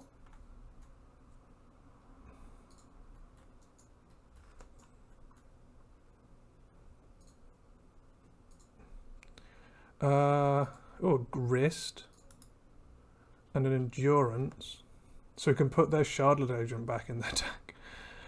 I mean, it's the biggest thing around, sure.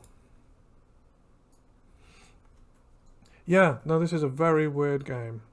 Company, Druid, Elves, Catacombs. Let's. I mean, just doing this means that Shardless Agent isn't coming back in a later Living End. We get to scry one. We don't want Elvish Mystic, even though it's power and stuff right now.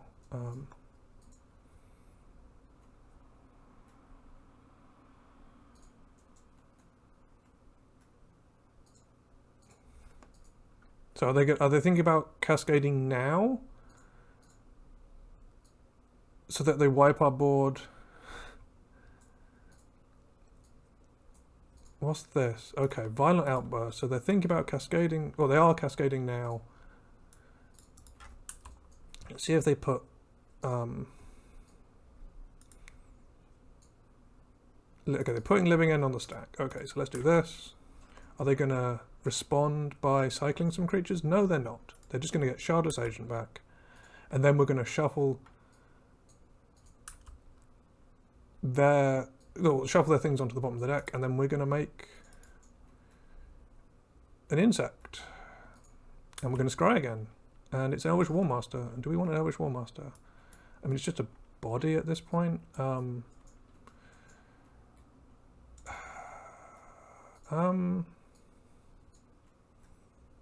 Yeah, bodies give us scries.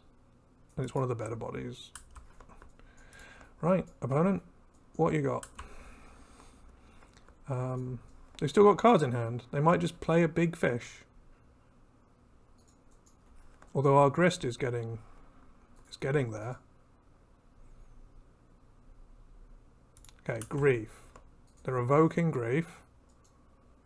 We don't have any cards in hand. That's good. What did they exile? Grief, okay.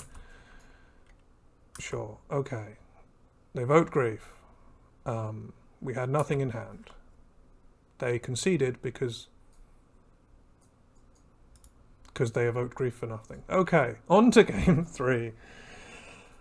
Oh, yeah. Well, they play this giant fish whale thing that makes all your creatures smaller and also, like, does cycles to do sleight of hand. Sealed Anthem was pretty good after we'd had our little fight. It made our endurances against their endurances pretty good. No, our sideboarding is perfect. I still don't... Maybe we are meant to Thoughtseize on the draw. They have so many cycling pieces that they find their cascaders so much more easily. Like when you Thoughtseize them and their hand is like cycler, cycler, cycler, and you're like, well, doesn't do anything. But maybe I am wrong in that being a problem. Because if they don't have it on 3, we're doing... It can stop them having it on 3. I'm really torn. Yeah, we could do like 2 Thoughtseizers and like cut a Realm Walker and like a company.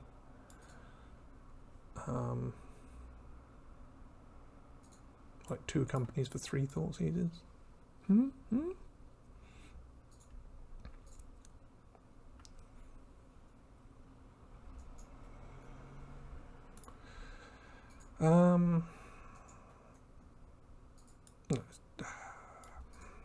I'm so torn because like Thoughtseizers didn't scare me as a living end player. Like 2 Thoughtseizers, or is 3 the number you play if you want to see 1?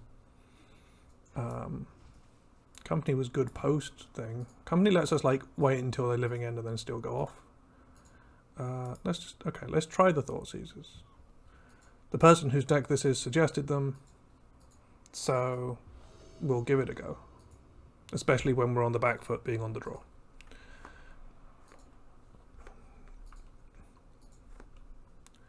We'd won game 1 if we just played Reclaimer. Would have been good. Oh, okay. We will see how it works out. Oh, look at Grist.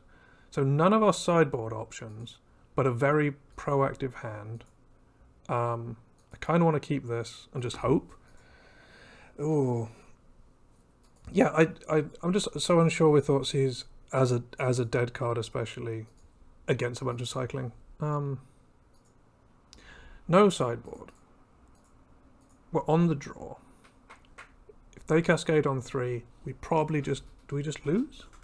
I don't know.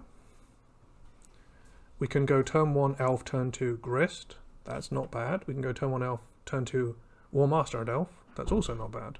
But Grist seems good here. I want to... Like, Grist almost gets that. Yeah, we're going to do the Grist thing. We're going to go turn 1 Elf, turn 2 Grist, and it's going to be great. They're going to pass, as they always do. Okay, turn 1 Elf. Here's a plan. Turn 1 Elf. Turn 2 Grist. Okay, they cycle. They pass. Maybe I should have mulliganed. I'm starting to worry about the fact I should have mulliganed. Well, we're doing the Grist plan. It's what we're doing. I could play Quirion Ranger out, but I'm scared of them. If I do the Quirion Ranger thing, I'm scared of them like responding by killing the Mystic with what's the stupid split card? Fire Ice. Right, let's make ourselves a friend. Good, we have an elf in the graveyard. That's good. What, you got an end step opponent?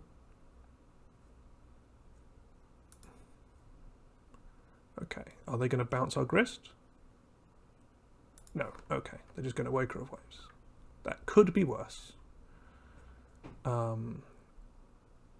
We have some options.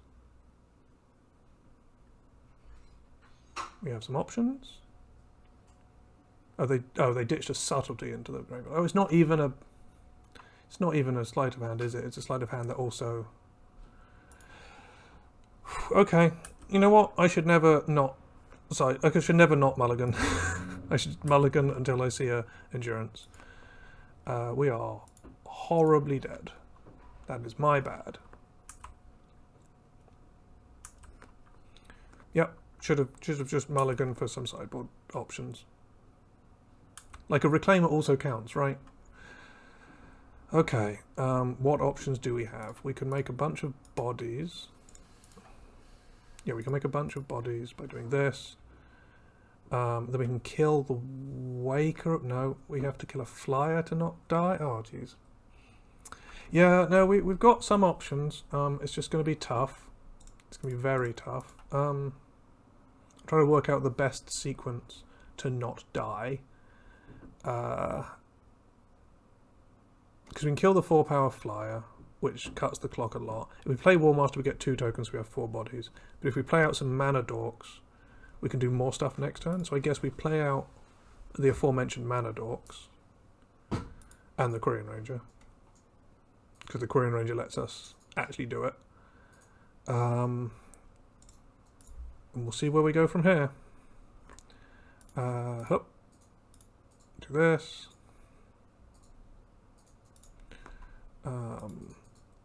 And play out the mana dorks. We have a lot of mana next turn. We're trying to build up to a turn where we can get them with Elves Champion. So the question is, do we need to kill Waker of Waves with Grist to do that? If we kill Waker, we take 7 in the air, then we take 7 in the air, and then we try and kill them? This way we don't have to jump on the ground in the same way. We take 9. And then we can jump on the ground. Oh, but we do have to lose a token to do this. Okay. So we sacrifice the token. The token was going to block the Waker of Waves anyway. So we can either cut down. Oh, if we cut down the clock on the air, in the air, we then lose to the Waker when we try to kill them. So we're going to kill the Waker while we can. And then they have to attack Grist if they want to stop us making more bodies. That's the plan. It's a plan. We have like a load of mana here, so these 2 champions and this War Master should hopefully do something.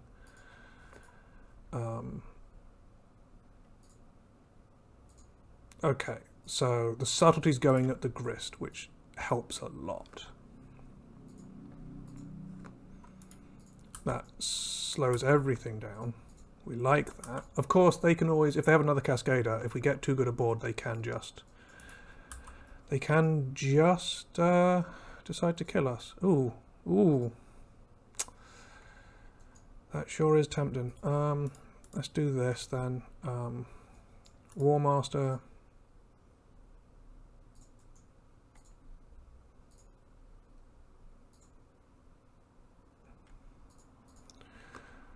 Come on, not a subtlety, please. Please, not a subtlety.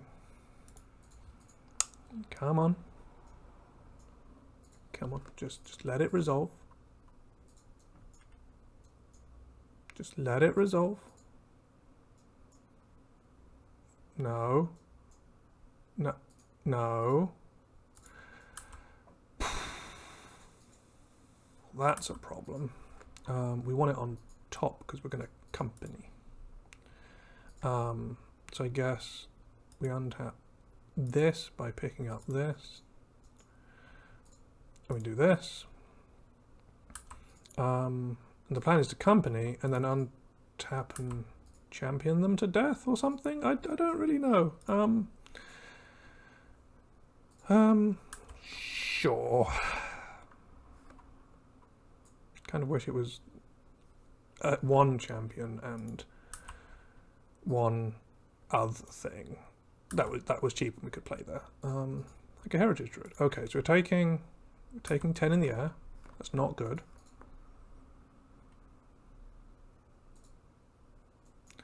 Oh no, we're just dead. We're just dead. Okay, I should have maybe scouted for a endurance here, shouldn't I? I should have scouted for endurance here. We wouldn't have hit. Okay, that's fine. We would not have hit.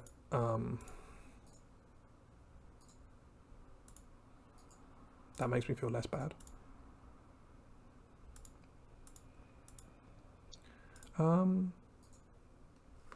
Yeah. Well, we die to Violent Outburst. were we going to kill them? 1, 2, 3, 4, 5, 6, 7, 8, 9, 10, 11, 12, 13, 14, 15, 16, 17. We were going to untap and kill them. Well. And they got Exaxes. This is so close to being good. It's got so many 1-drops. Our opponent's got red in the name though, so I don't like the chances for our elves surviving. You need at least a second land, come on. Ew, this is worse. Why did I do that? No. No, no, no. Okay, better. Yeah, so Champion gives a game in... I didn't think about Champion for like living and stuff. Because it lets you... If you can survive the first thing, you can potentially get them with it. I'm just so used to the places where Champion is good being like against other creature decks that were already good against. And it's bad against like blue-red Murktide because it's a 3-drop that dies to all of their like 1-drop interaction. Grist or Sylvan? Grist or Sylvan? Grist or Sylvan? Grist? And then we can just do elf things? I think? Oh no. Go away, Battlefield Update, Season 1, whatever. I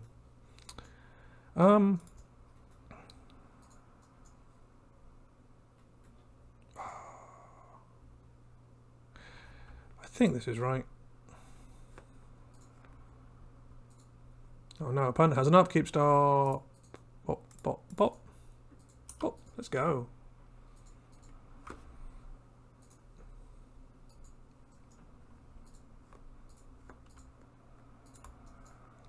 Turmoil Misty Rainforest, that looks familiar.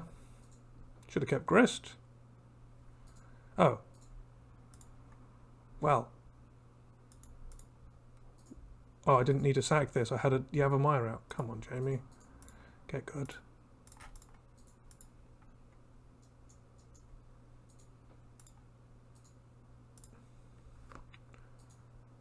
Please don't kill my War Master. If this is Living End again, then we're in trouble because we don't have a Reclaimer.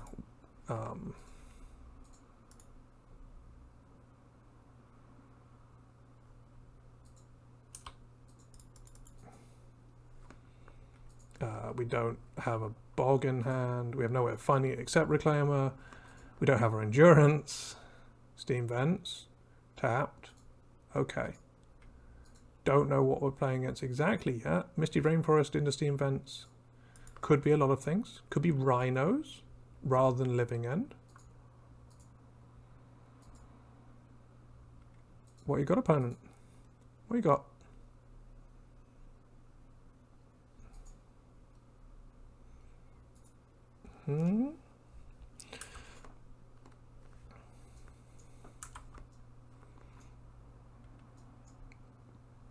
Elvish Mystic. I mean, just in case we cast it pre-combat, just to get some scries and bodies, right? Like this hand can beat Rhinos. It probably can't beat Living End. We don't need Heritage Druid. We need...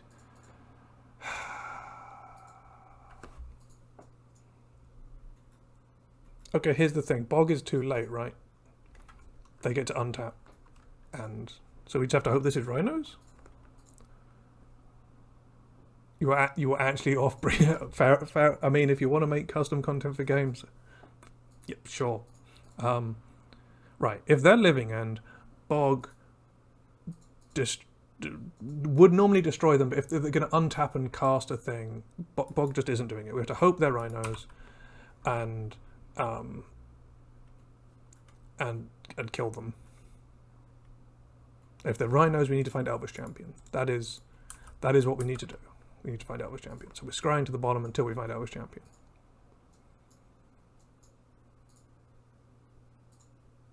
Okay, they're taking a chunk of damage here. We 8 life. Good. We don't need a land drop right now, right? It's Living End again. Oh, Had to hope it was rhinos, and it wasn't. That's fine though. That's just fine. It's fine. It's fine. I think, yeah, Bog would be too late. They're going to untap and... Actually, the fact they didn't take Shard's Agent over Waker of Waves means they have it in hand. So Bog was going to be too late. At least we know for game 2.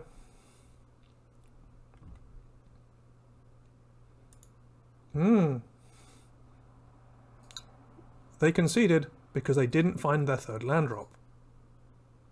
Ha. Ha. Was their hand all Cascaders? I guess they didn't have the time to cycle because they were just dead on board. Okay. We brought in Grist. We brought in some Endurances, obviously. We considered Thoughtseize and it didn't come up. We took out, I think it was 2 Realm Walkers. And we took out 1 of each Mana Dork. So bring in a Grist and 3 Endurances. We're thinking about Thoughtseize.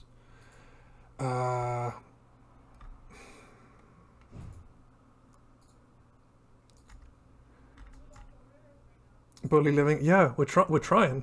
We're trying. Oh.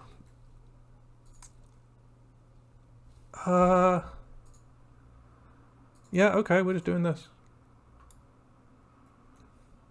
Maybe we need Murderer's Cut to kill Waker of Waves post Grindfest. Although that Grindfest is not what's normally going to happen in these games, right? I didn't read the TM Elf Corp thing. I will read it later because I'm trying to not die. We have an Elvish Reclaimer. Thank Elves. That was bad. We're going to cast it on turn 1. And then we're probably going to use it on turn 2, because on turn 3 is when they're going to do their thing. Yeah, looks good. What you got, opponent? Botanical Sanctum. Cycle, Curator of Mysteries. Curator. Okay, turn 1. Please don't subtlety me. Oh, we're going to do it via fetches so we can get this thing online as soon as possible. We're going to have to fetch an Ogre into him at some point, right? So let's just do it now. Right. Go.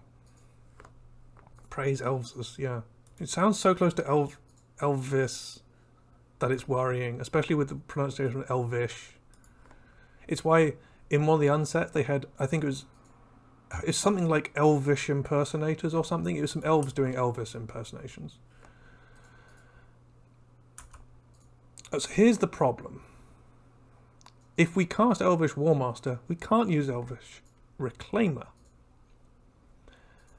So yeah.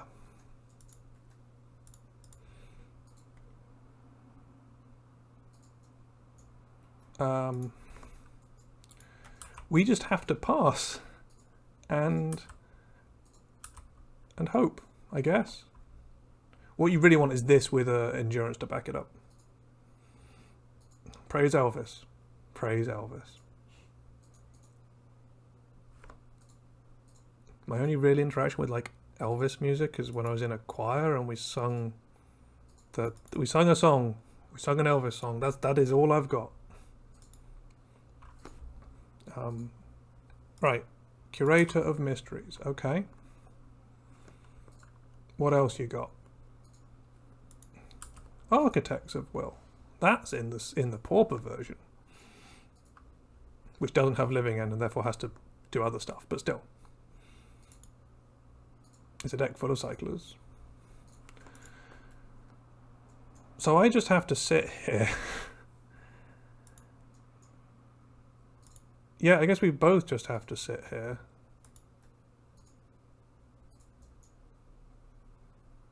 I guess this turn I can cast Heritage Druid. Then the turn... Oh, Grief. Good grief. What are you going to take, opponent? What you going to take? You're You can have my weird bug friend here. How about that? Oh no, you want the collected company. Okay. Okay. Okay, that's in the bin now. We basically never put a guard down. I guess we could do it now because they can't respond. Oh geez, this is actually difficult. They can't respond now to, because they don't have 3 mana. They can't respond to us bogging them. But we want to bog when there's a living end on the stack, but I don't really want to waste this mana either. So I guess we could send one off for like a Misty just to fix or something. This is tough. Oh, we could get a Yavimaya for reasons, for later. Do I bog them now? They've got 4 cards in hand. Okay, we're just gonna do... No, because if they respond by bouncing it, then we can't have it do its thing soon enough. So I guess we're just gonna go and play a Heritage Druid. Hello, opponent. How's it hanging? What you got going on?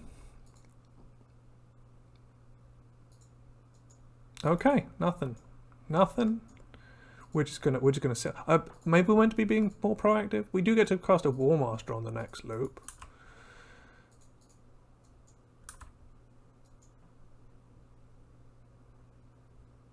Ooh, Dryad Arbor. That'll be good later. Right, let's get in. Yeah. Beat stick. They can just cast like a Brazen Borrower or something. Just hard cast it.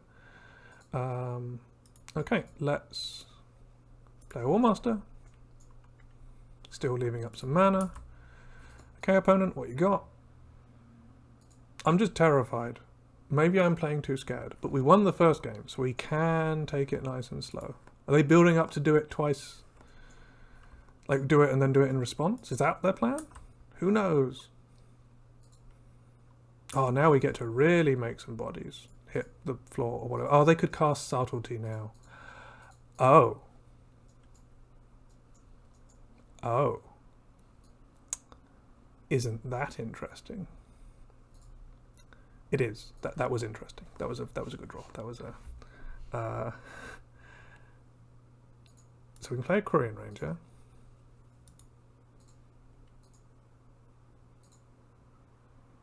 Okay, we can make an elf. That's nice. I like that. I like making an elf. We can now. Oh, that is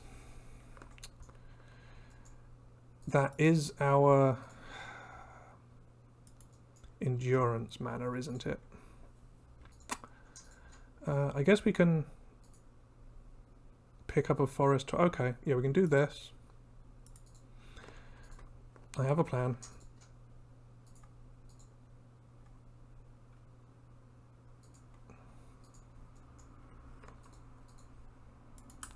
Okay, is this when they're gonna cast Subtlety to get this Grist? It's gonna hard cast Subtlety.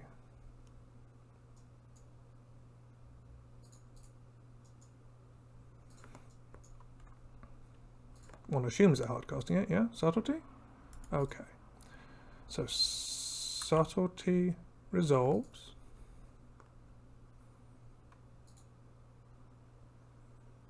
Targets Grist. Or we have had an opponent who messed up Subtlety before. And didn't target anything. Right. Is that they're targeting that? Okay. So this is when we could endurance them. With this mana, and then we could untap an elf and then untap an elf, and we could get them again. So I guess this is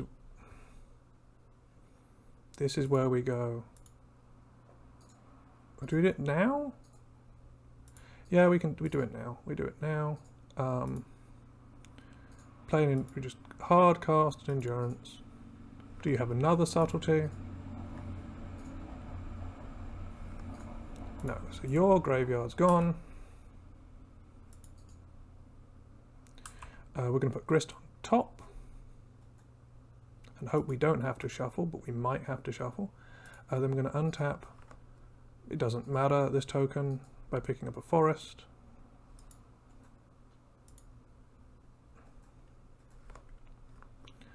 Then we can untap something in their turn to make the additional mana we need to use Reclaimer. So I guess we can just play a forest. Right. Now all of that's out.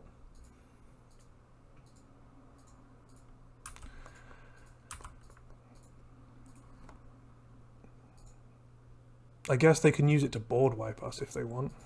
I would like to draw this incoming Grist, to be honest.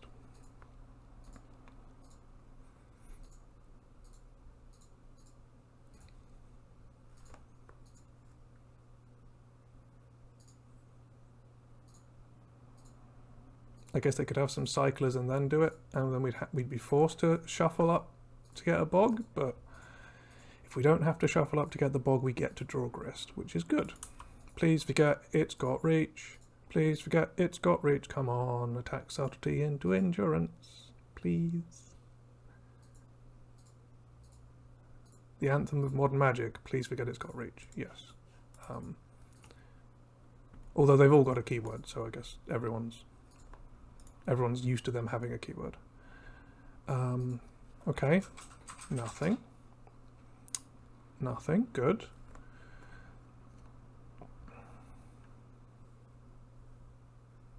End step. They're holding priority in their own end step. I'm not going to blink until they do. Well, I guess I'm going to blink a lot, but I mean metaphorically. Like, we can use this Reclaimer whenever we want. Even right now, because of Heritage Druid and Quirion Ranger.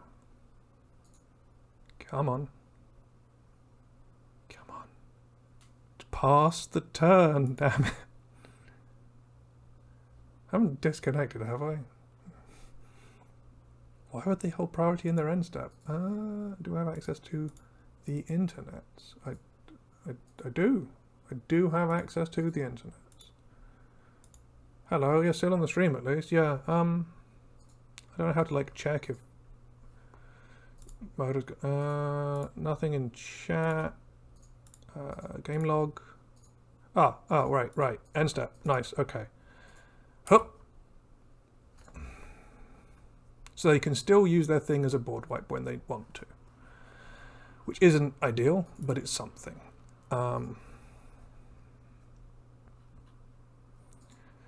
So, I guess we attack in with endurance. If they're another subtlety, it's a bit of a pain.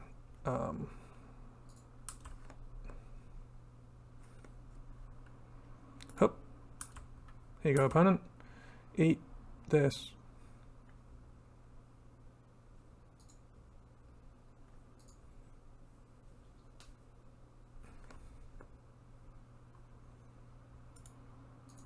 Are they going to use a thing to beat us?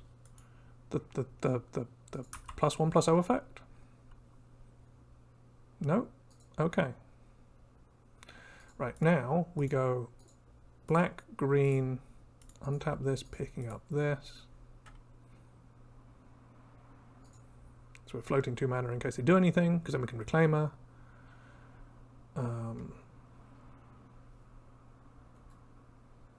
Are they going to like Fire Ice it? I don't need it to untap anymore. It's killed the thing it's trying to. It's killed the thing it's trying to kill.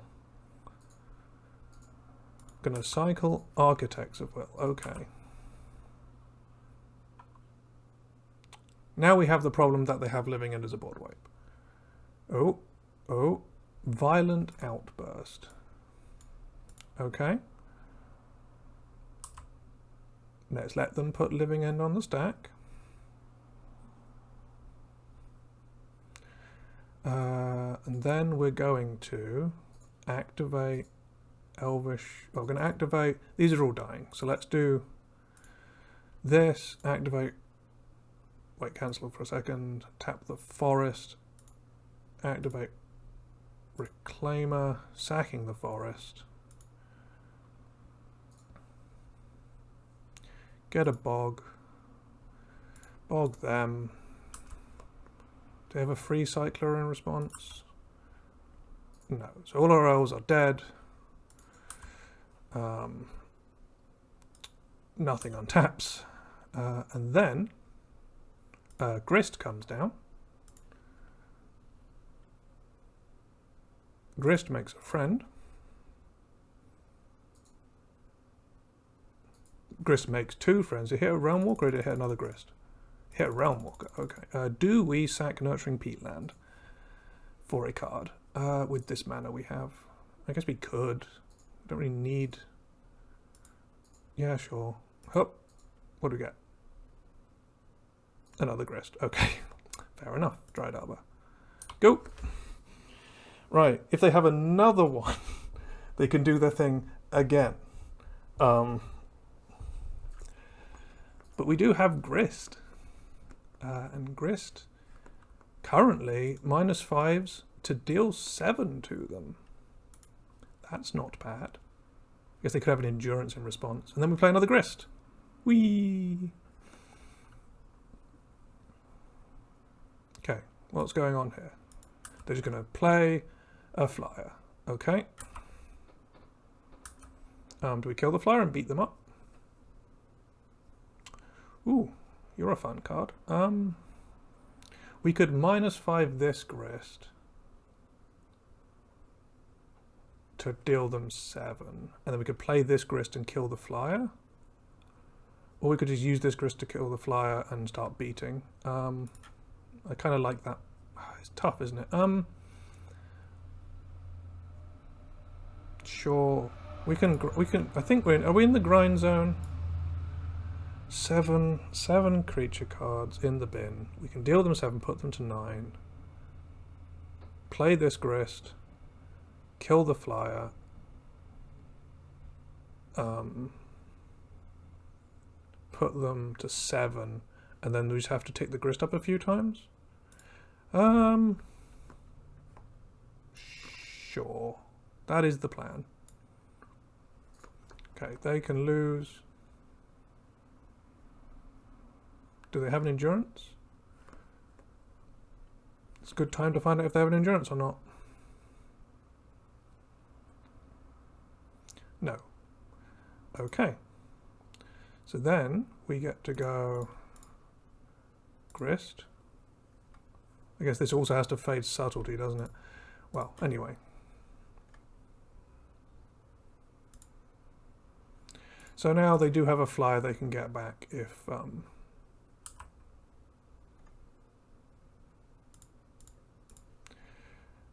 this goes wrong, or if they have another Cascader, they can get a flyer back.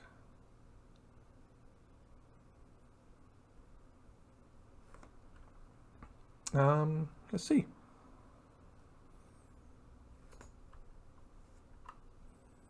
See what they got. I guess if they have another Cascader, we get all our elves back. So yeah. What you got, opponent?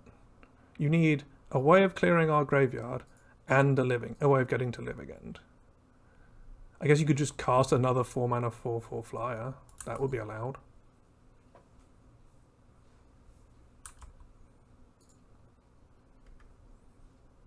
An Elvish Warmaster. I'm going to let that happen post-combat. Let's go to combat. I guess you could flash in a subtlety or an endurance or something, but whatever. Why do so many of the, like, they get to this point and they can like cast their threats? I remember like Living End when I was playing it, your threats were like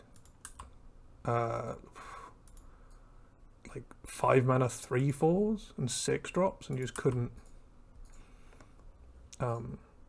like you could cast them eventually, but it took a long time if you were forced to go down the casting route. I guess we're gonna go Warmaster. Reclaimer, make a body, uptick this, pass the turn. If they board wipe us, they die. If they don't board wipe us, they die. I guess they could have they could have Violent Outburst, which is an instant speed one, which could save them a turn. Just wish we had one Shaman of the Pack in our graveyard. And if this Grist ever gets to 5, they die.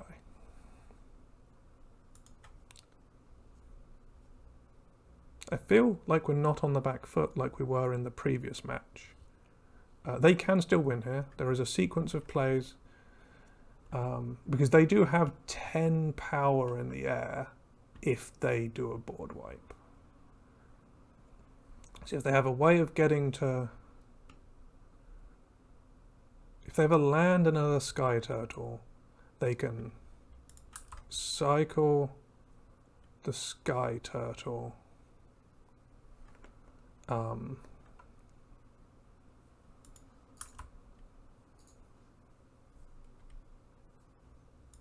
And get back Violent Outburst. Violent Outburst, yeah, there's some options that they have. We're not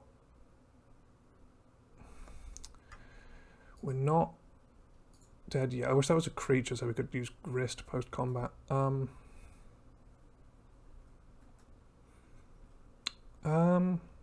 Sure, let's try to kill them.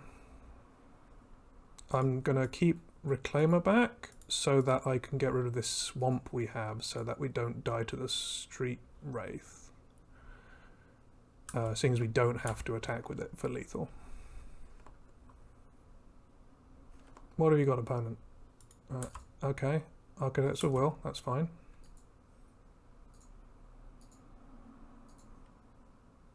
One, two, three, Violent Outburst, okay.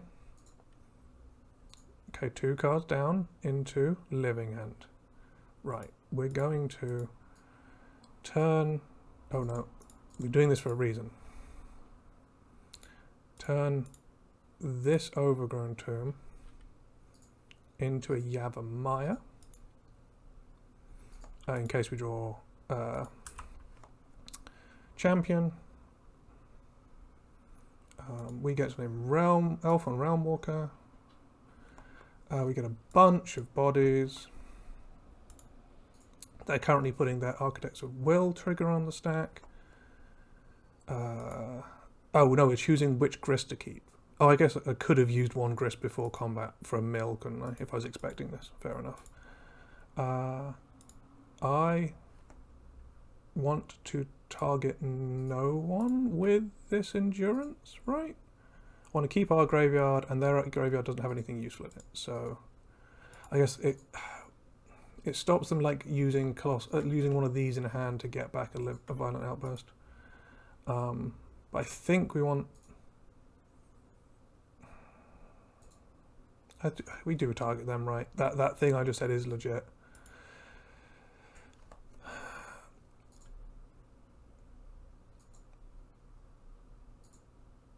Right, what you got, opponent?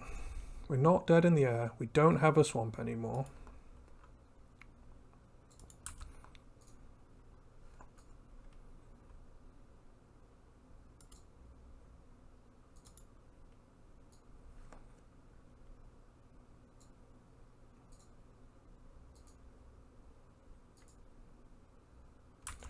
Right, we shuffle back these. If they get through all of their living ends and that was a mistake, then whoops. But I like to think that getting rid of the Violent Outburst as a target for Colossal Sky Turtle. Oh, this one's going to be in the graveyard anyway. Okay, it was a mistake then, I guess. Right. Do I want to mill this elf? I'm not that interested in this elf. Oh, we could kill one of their flyers. We could kill one of their flyers. We could shuffle away this elf. Do we have a... Is Dryad Arbor in the bin at the moment? It is. And a forest is in the bin. So our only targets for this Mainstay Rainforest are, unfortunately, unfortunately are a swamp. No, okay, let's play the Mystic. Yeah, let's play the Mystic. Let's tap 3 Elves, play the War Master,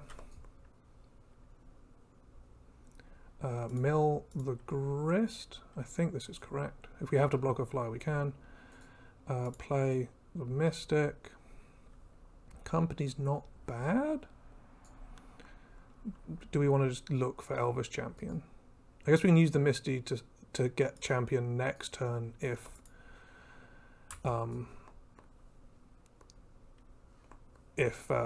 Company misses it. We can like shuffle a bit more. So we have a reach creature to block their flyer. We don't have a swamp, so they don't have Swamp Walk. Grist, oh, because of the way we did it, Grist is now, they have to track Grist to not die. That's good. I guess they can have an Endurance to stop that. I hope I didn't mess up by giving them back their living ends. I assume they play 3. If they're on 2, then it was a mistake. I think they're on. The logic was always 3. Oh, they've conceded. Oh, okay. Oof. Oof. Okay, so we lost a living end, and then we 2-0'd living end. Now let's hope our 5th opponent isn't a 3rd copy of living end, because that would just be boring.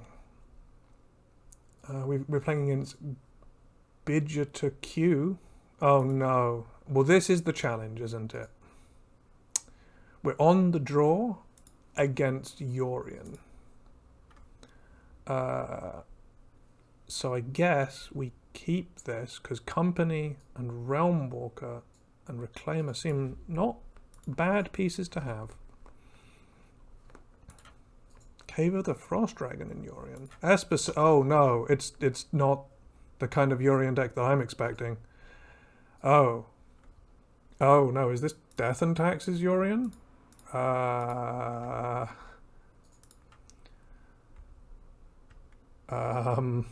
not prepared.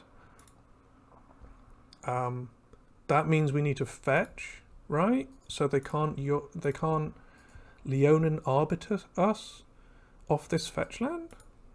I guess we do have the Yavimaya to make it usable, but you know what, we're just gonna hurt ourselves. Maybe that was a mistake. We're gonna play a 1/2 so that the dude can't attack. Okay, so we have to not get taxed out of the game. Luckily, most of their taxing effects aren't the worst for us, because this is non-creature, Talia's non-creature, and this is a creature, this is a creature, this is a creature. We're so creature heavy that one of our lands is a creature. Then again, so is one of theirs. Oh, okay. Okay. Don't really know how to go about this. I guess we can play Yavimaya and then go like Quirion Ranger,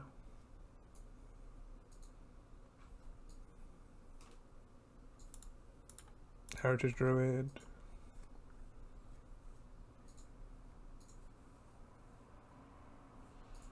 anything?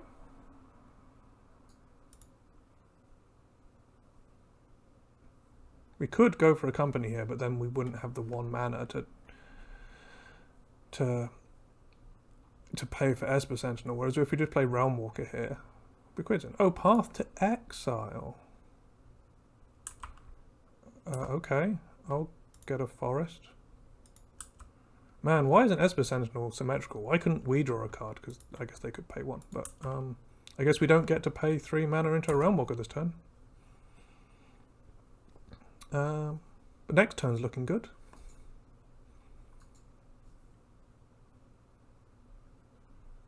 Well, depends, I guess. Oh no, they're getting in for 1.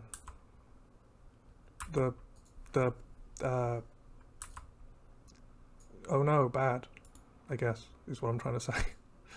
I'm very eloquent. Right, 2 mana, 3 mana, Skyclave Apparition. Now this is the card that gives them game against us, which makes me very sad, because I just hope they don't draw it. Come on, choose a target. Heritage Druid. I mean, that makes sense. Okay, so we don't get to, like, go off. Oh, Well then, let's play Realm Walker, I guess. Oh, there's another Realm Walker on top. Nice. Heritage Druid. 1, 2, 3. Realm Walker. This one's going to name Insect.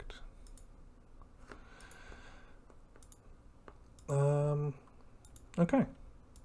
Seems good. And we have a 2/3. How can they beat a 2/3? They can't beat a 2/3. All of their creatures are 2/2s and 2/1s.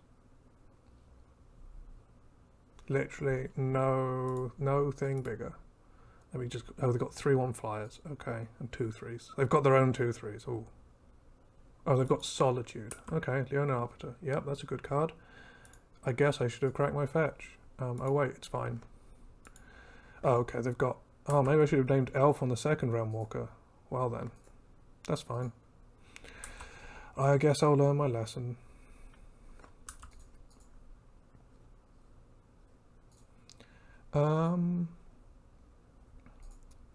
Well then, this is Elvish Reclaimer. We could pick up a forest to untap something if we wanted to. This is 1, 2, 3, 4, 5. This is the mana for Collected Company, so I guess we won't. I guess we'll just play a Dryad Arbor, and we'll pass. And wish our Realm Walker was on Elf. But I don't know how the bug is really weird and it scares me. I was worried about them killing the Elf Realm Walker, but the bug makes the second Realm Walker often not work anyway. But maybe if the first one's gone, it will start working. Right, 3 snow mana. No. Change their mind. Okay. Drawing a card off Silent Clearing. That's acceptable. 1, 2, 3 snow mana.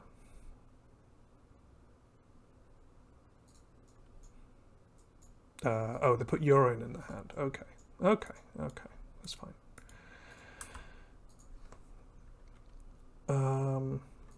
Right, how do we want to do this? I guess we want to have Elvish Reclaimer as an option. 1, 2, 3, 4, 5. Cast Collected Company. Trigger Esper Sentinel. Pay the 1. Hit Warmaster Reclaimer. Put a bunch of lands on the bottom. Do we want to... Oh, we get to make an elf. That's nice. Do we want to use Reclaimer? We're trying to hit Elvish Champion, I think. So if we go 1, 2, 3 and crack this. Oh, sorry, we have to activate this first, don't we? So we can ignore this until end of turn. We can then crack this, get a forest. Oh, I did this wrong, didn't I? I was meant to leave Elvish Reclaimer untapped. Oh, I thought one of them had... Oh, okay, one of them didn't. Okay. Well, I paid to get the fetch through. That's what I needed to do. I should have got the tap land, but that's fine. Okay. So we're looking for ways to shuffle. So I guess the plan is to pay 2 to ignore this. And do this, sacking a forest. I guess we could get a Beseiju to pick up later. Still an elf on top. That's fine. We can work with that. 1, 2, 3. Play a Quirion Ranger. Make an elf. I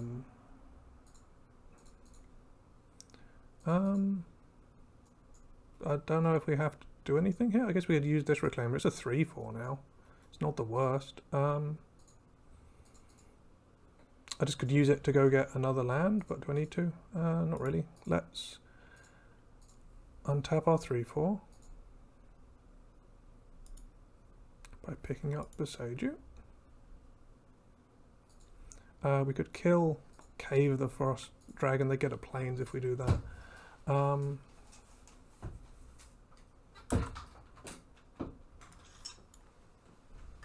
We're going to just start Urioning Skyclave Apparition, which is not ideal for us, but here we are.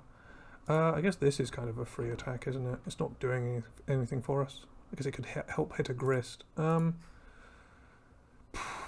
going to be a problem. Yeah, okay, we'll keep it back. Okay, let's attack with our 3/4s.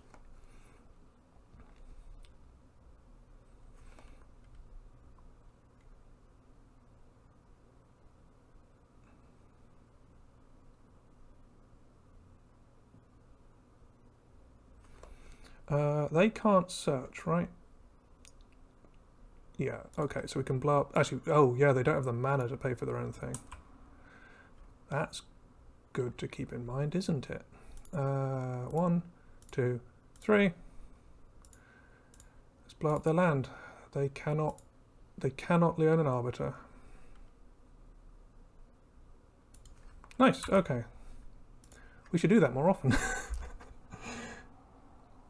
Oh, I didn't think about the War Master boost with how many elves we had, but it's okay, we blew up the land. Archon of Emeria, sure. We still have the War Master boost available to us. We killed the second Living End person by leaving up Reclaimer for like 5 turns while we played out with our other mana. Okay, let's do the maths. We like maths. Because we have 2 Quirion Rangers, we can activate War Master pre-combat, and then kill them. I guess we have a War Master, so actually playing an Elvish Mystic makes a body. Yeah, playing an Elvish Mystic makes a body, right? And then, yes, playing Elvish Mystic makes a body, and then we can go these 3 plus 1, 2, 3, and then we can untap this by picking up this forest. 7. Oh no, we don't need 7. Ooh, 7. Do this. And Quirion Ranger, untap this by picking up this. And then go to town.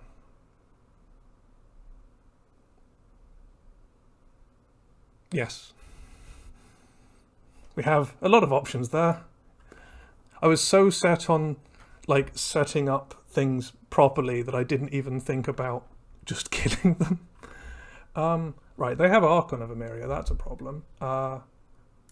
We can kill it. We can kill it. We can block it. Yeah, we won against Living End in the second match after actually being able to play, like have the Reclaimers out for multiple turns, leaving up 2 mana at all times because they couldn't bounce in response to us using it. We had to wait until they went for it, and then we drew into Endurance, so they went for it, we Enduranced them, they tried to deal with the Endurance, and then we Reclaimed into Bajuka Bog. And then eventually killed them after multiple turns. In game 1 of the match, they didn't hit their 3rd land drop and died on turn 4. So, Yorion, but Yorion Death and Taxes. We can kill things. We can kill things. We can block flyers. This is where a champion might be good. Yeah. This is a build where Reclaimer isn't great. I mean, this matchup, because They run Leonin Arbiter. A 3/4 is still good, but like Reclaimer might actually be one of the cuts here, and like a Reclaimer, a Mystic, and like a Realm Walker. I just want bodies that can interact with their bodies. I want Endurance because it's a 3/4. Admittedly, Reclaimer becomes a 3/4, but you have to get it there. Yeah, no, I didn't bring Thoughtseize in, and it worked out. I didn't get to see Thoughtseize against the first person to know if it would have been good or not. We just never drew it against them. I should have mulliganed in game 3 against the first one. That was my bad. This isn't enough 1-drops. This isn't enough 1-drops. Do we do this? No, company's how we build a board against them. Maybe 4 endurances is too many. I just want bodies. I just want big, chunky 3/4 bodies. Let's find out if this works. Oh, bog. Yes, crap. Nope, too late. It's locked in. I'm really bad at remembering that bog. And we cannot keep this because it's a 1-lander, and it's a 1-lander that Quirion cannot interact with. It's got a lot of 1-drops. It's quite good with all the 1-drops. It could go Heritage Quirion. It's on the draw. No, we need to mulligan this. This is also a 1-lander. But it's an Elvish Mystic 1-lander rather than a Quirion that can't untap it. A Quirion that can't do anything.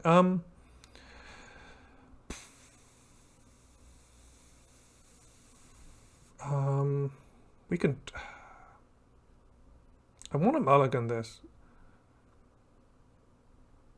But it got so much... No, we should put the endurance away. Yeah, we should just do this. Yeah, I'd like give it a go, see if Thoughtseize works out as not like try it without. If it turns out that I'm wrong and I've just never drawn it to try it out, then like I can see Thoughtseize helping. They are a combo deck. I've just always felt so bad Thoughtseizing into all their cyclers, and having played the deck, the reverse would happen sometimes. Okay, we can't search. That's fine. They've now got Giver of Runes, which we can't profitably. But why is it a 1/2? Why is Giver of Runes a 1/2? Why is Elvish Reclaimer a 1/2? Do we want to Stone Rain them? At the cost of our own land drop?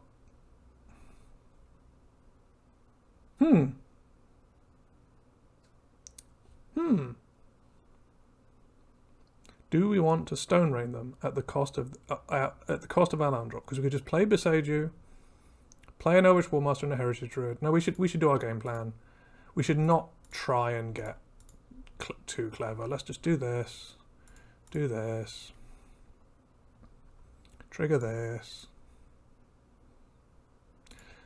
do this, cast this, name Elf.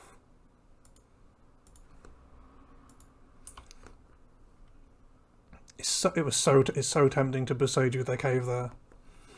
Oh, just because I got to do it in game 1 when I like really rub in. Okay, they had the land. We weren't going to get them stuck on 2 lands. Right, 3 mana, Skyclave Apparition. Is it going to hit the Warmaster or is it going to hit the Realm Walker? If they hit the Realm Walker, then get damage in now. If they hit the Warmaster, it stops us having a flow of creatures. Your choice, OP. It's hitting the Heritage Druid. I guess that does stop us popping off, so to speak. But it means they can't get damage in this turn. That's nice.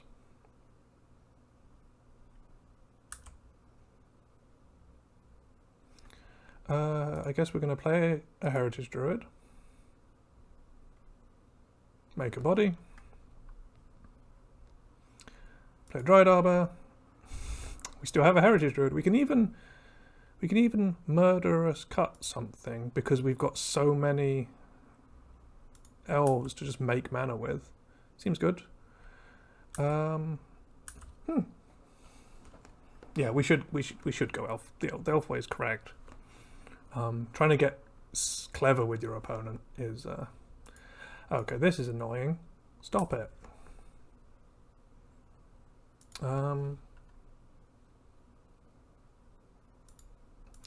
Targeting Realm Walker this time. Do we want to kill something in response? We can make mana in response and then kill it and get a 3/3. Or we could...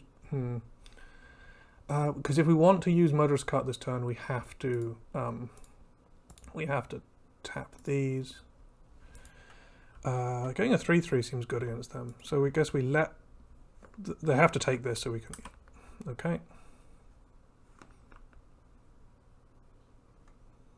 And then we get to go 1, 2, 3, and a black, and we kill this, and we get a 3/3.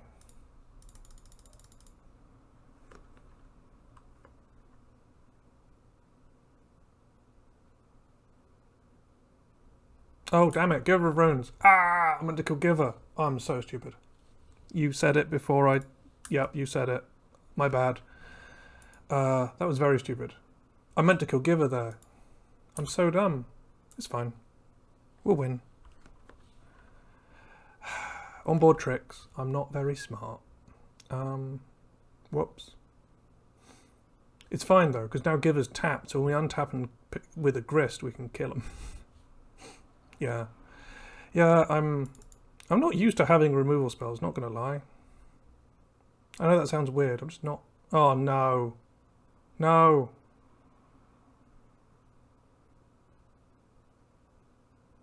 Don't do it.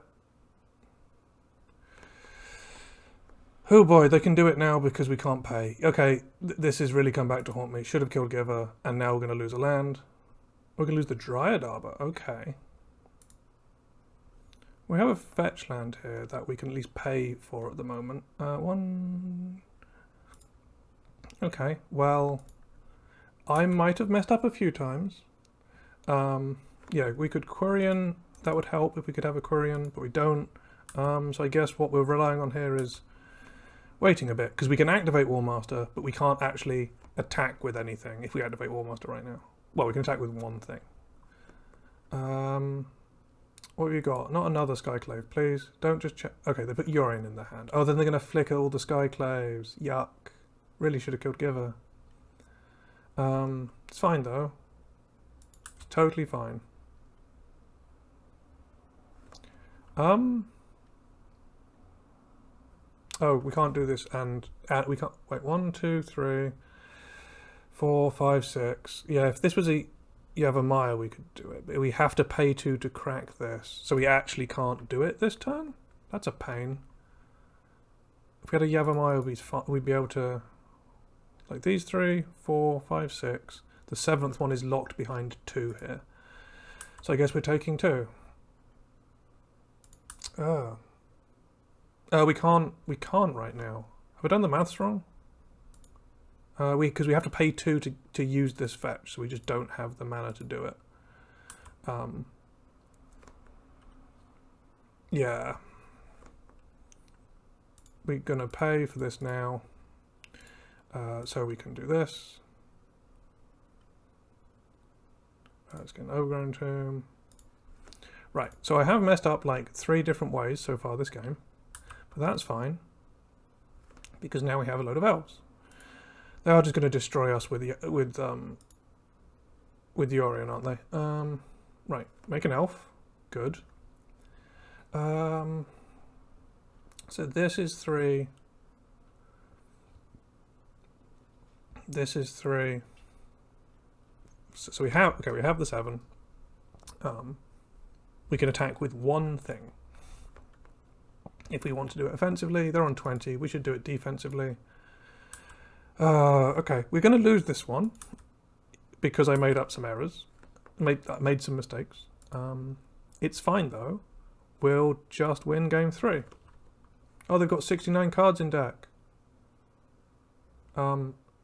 Way.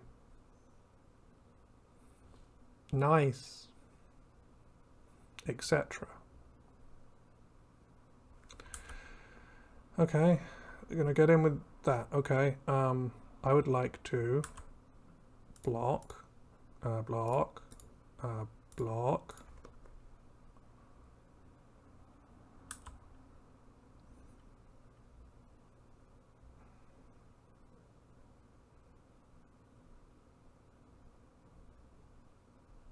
None of them are dying.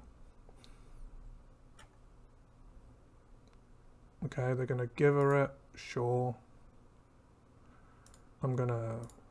1, 2, 3. Do I even need to do this? Do they have some thing that needs me to not tap out? Because I doubt it.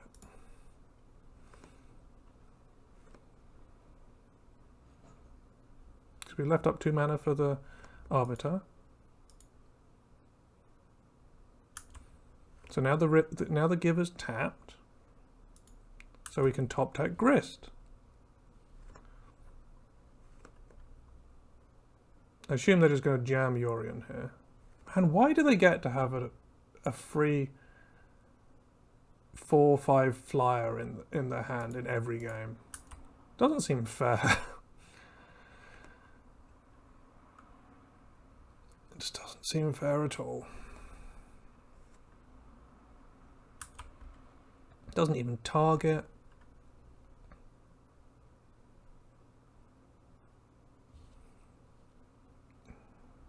I hate Companion. I really do hate Companion. Yeah, 1/1. Yeah, 3/3. We're gonna just die to the Yorion in the sky. Like, even, sure, they're getting to kill 2 more things here, which is busted, but Yorion's... Right, they're killing Heritage and they're killing Elvish Warmaster. Okay. We can't stop that. We do have a 1/1 and a 3/3. Go us. We just keep playing Elves and then die to Yorion. At least it's 4 attacks. But now the giver's untapped, so we need 2 removal spells to kill the Yorion. Ghost Quarter, that's fine, we have... Oh, and no, they have the stupid Cave of the Frost Dragon now. Why does everyone get to play Yorion? Wah! We're just gonna go in the air? Yep. Oh, well, it's 2 swings of that in the air.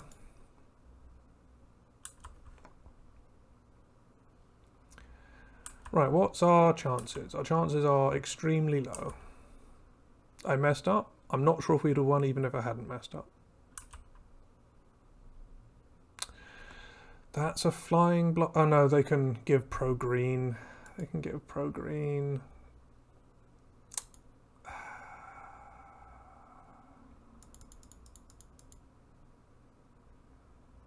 They can just give pro green on their flyer, and then we can't block it.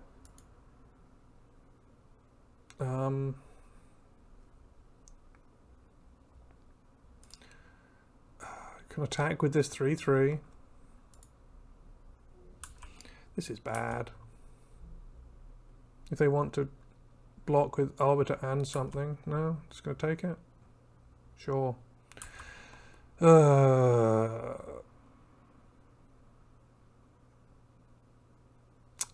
Not good. Not good.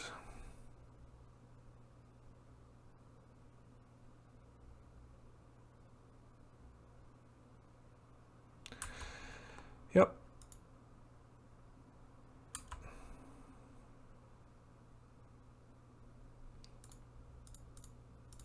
Do we even want to show them this?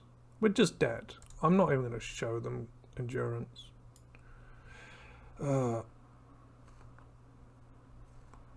Right.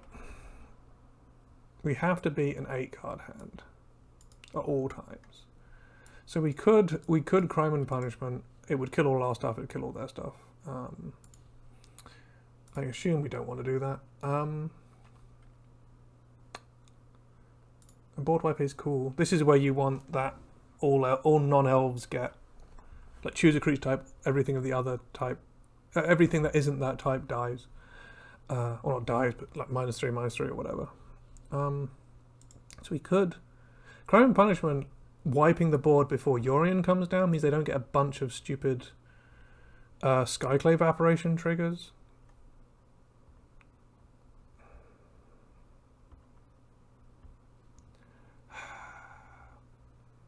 This is tough. This is...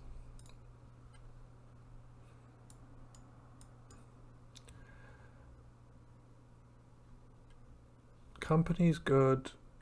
Grist is good. Cut's good. You know, I think... do you want to cut the bog for like an endurance? Or bog for like a realm walker? Yeah, yeah. Okay. At least I remember to cut the bog. Although it's on the play now, so it's less correct, but I would like to go first.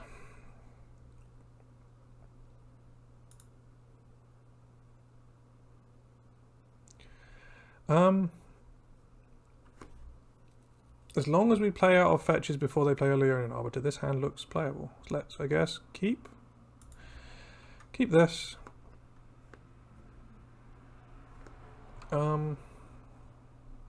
Yeah, okay.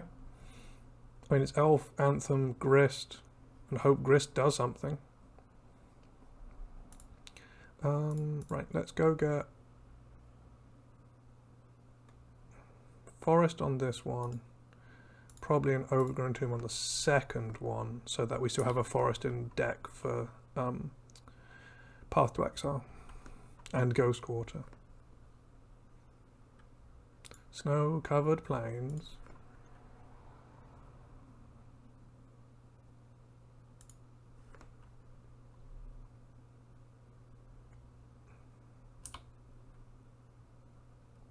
Snow-covered plains pass.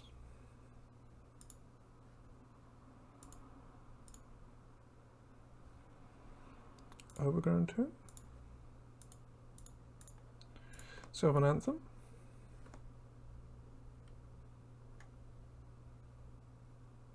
Then they mana tithe us. Are they going to hit Heritage Druid now? Yes, they are. Okay. Let's get this forest. That means we can company next turn if we want.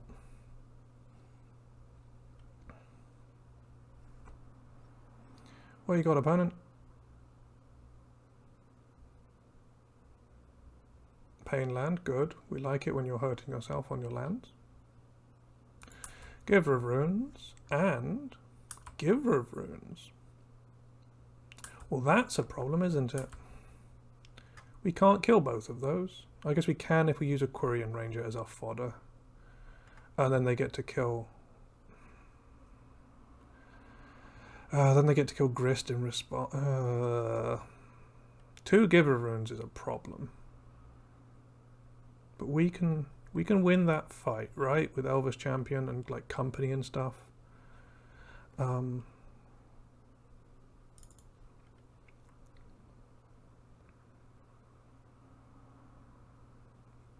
Kind of just want to leave up company. No, we should play Grist. We should play Grist. It's going to be tough, but we can't kill both of these, so the remake. It's currently halfway remade. They only did the first third of the game or something. So this is the second half of the game. Wait, what? Another one?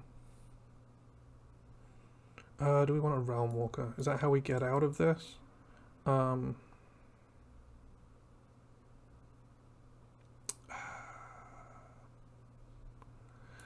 it's not what we want to be. We want to be...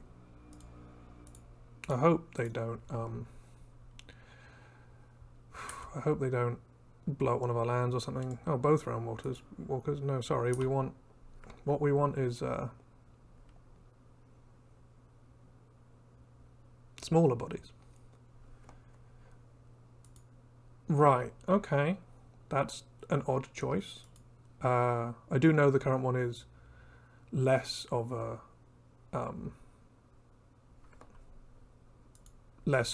direct remake because I've been playing it, and it has its different system, different like some story beats are different and so on. So I guess we're going to do this. I guess we could attack with both, and if they block, we can... And they block and protect. I know, because they can just... Yeah, okay. Let's just make another insect. Yep.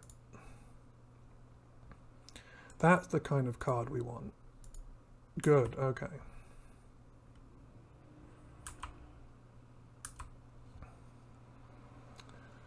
Yeah, they've added elements in the remake that I'm playing through about how the plot is different to the original plot, and therefore there are these creatures trying to get the plot back on course. Leonin Arbiter. Sure.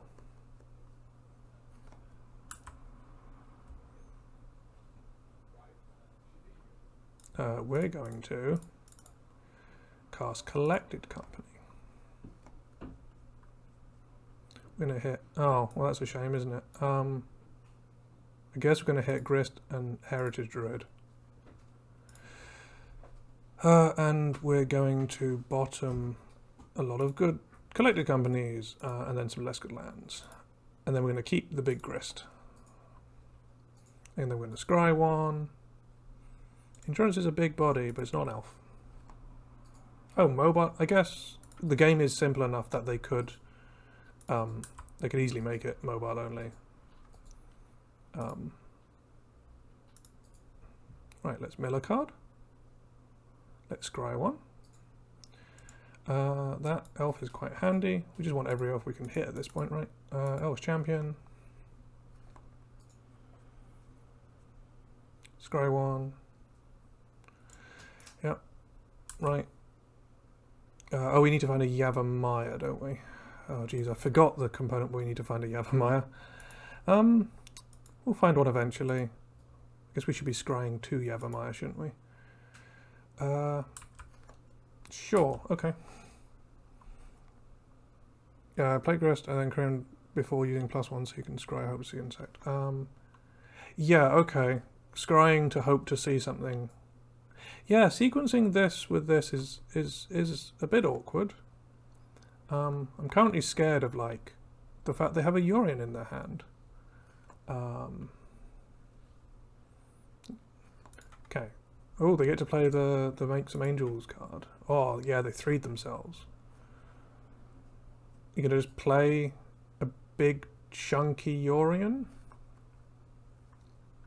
No? Yes? No? Okay, well on your end step, we're going to cast Endurance.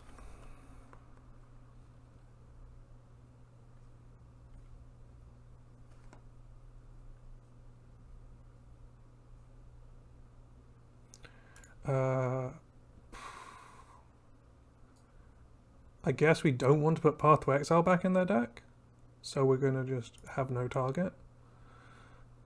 We want our graveyard for Grist. So we don't want this Quirion Ranger. We're looking for Yavimaya.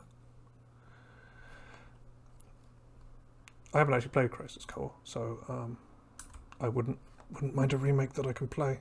Yeah, this is looking fine. Okay, what do we draw? Llanowar Elves. So we can do the tricks that were just mentioned.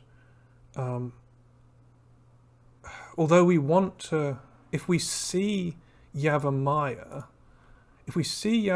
off Grist, we want to... Oh, they have Ghost Quarter for Yavimaya. Jeez. Oh, no. If we see Yavimaya off Grist, we want to keep it there. So we should actually be, rather than trying to make more insects, we should actually be trying to mill first, because we don't want to mill Yavimaya if we see it off these scries, I think. So I think we're meant to do this first. It was a Yavimaya. Well then. How good is another Lord? Another Lord gets our things past Yorion.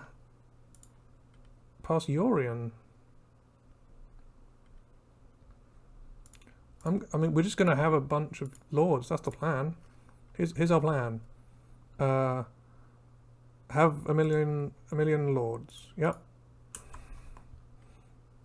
Maybe this is a mistake. Who knows?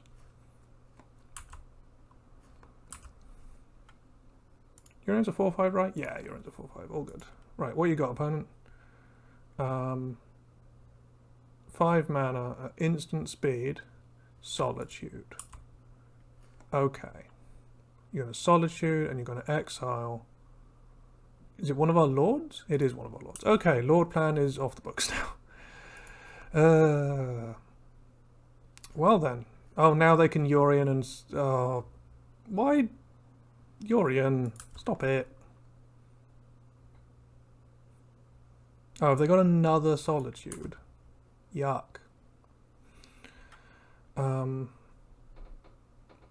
Right, let's not mill Yavimaya.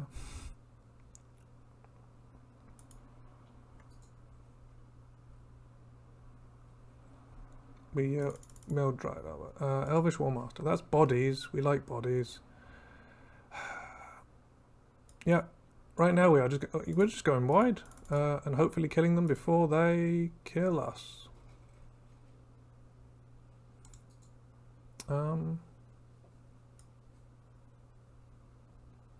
Yeah, I think we're about to just die in this game. Yeah, stop. Yeah, I get the feeling. 2 givers is just means that like all of our attacks are bad. If this is another Solitude, we're just dead. And it looks like it is. So they play a Solitude. It eats another Lord. Yeah, just 2 givers meant we couldn't attack early on, and now we're just stuck.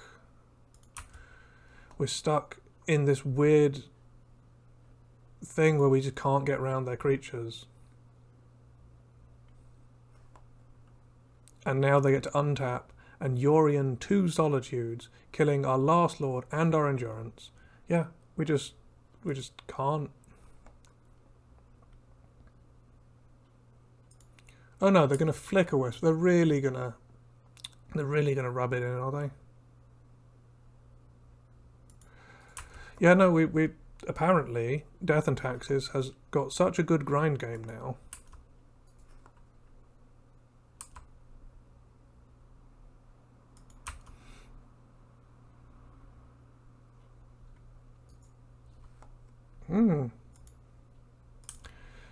So that's all our Lords gone, and then next turn they get to do it all over again with Yorion. So what is our plan now?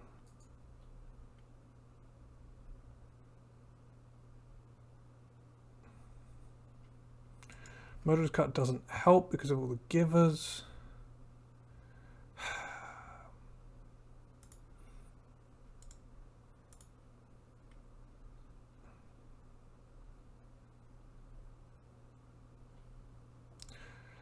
Oh, this is tough. Did I mess up in mana there? No, I can pick up a forest and play a forest. Okay. Yeah, it's just this is the taxing part of Death Tax. They've got sure. They've got 2 protection pieces with the givers, which mean we can't attack or deal with their stuff. They've got removal that they get to reuse with their Flicker Wisps and Yorions. Don't really know what to say.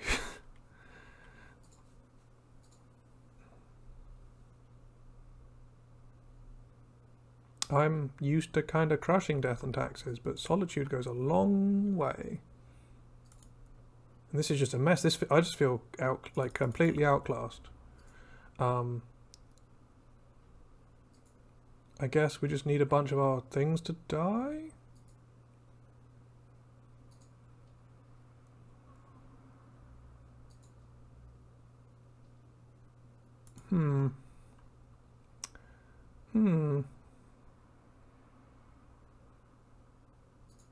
Oh, they have lifelink on the Solitudes. Oh. We could attack with all and then use Grist Ulti, but attacking with all attacks into 2/3/2 lifelinks, which puts them back up to 14. And we only have 3 creatures in bin. I guess we should be attacking with these tokens. It might be enough. I'm going to try it. It's our only out.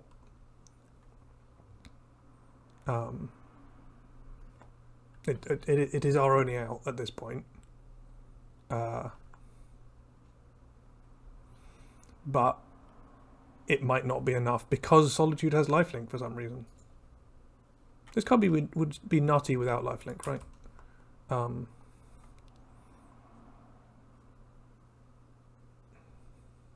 Like, it doesn't need it, is what I'm trying to say. So they're going to flicker... Assume flicker with Solitude, Solitude. Yep.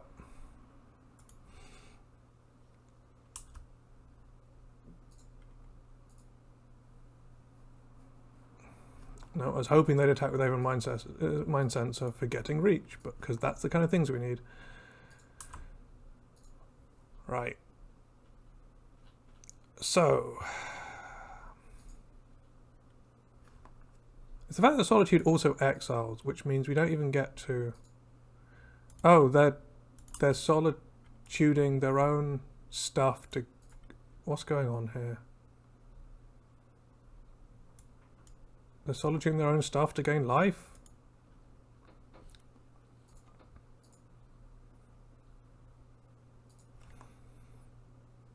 And they're solituding Art Endurance. Okay, and they're Flicker Whispering Yorion. And the Solitude is targeting the other Solitude. Okay. So we lose our Endurance. They go up to 11. We don't have anything to do on end stat. We untap. We can play an Elf. So they're on effective 14. So we attack with everything and hope that Grist gets the job done. Do we play this Elf pre-combat? I don't know. But we are pretty much just dying when this Yorion comes back, because we can no longer protect this Grist. So I guess we're going to play a They've got no cards in hand, so everything's on board. Okay, we're going to play a land or Elves. I guess there is some clock. We are behind on clock, admittedly. But I think we have to try. I think we have to try and kill them. Bottom. Anthem on bottom.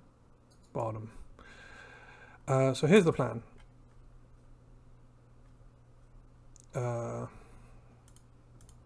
These are all going in. These are all going in. Like this. Bosh. What you got, opponent?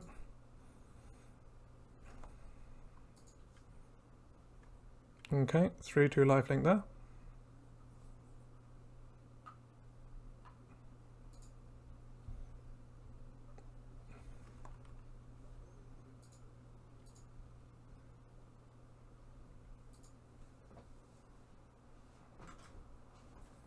Birdie there, okay.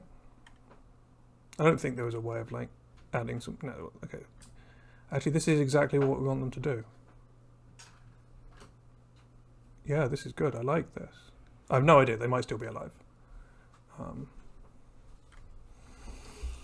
might still be alive.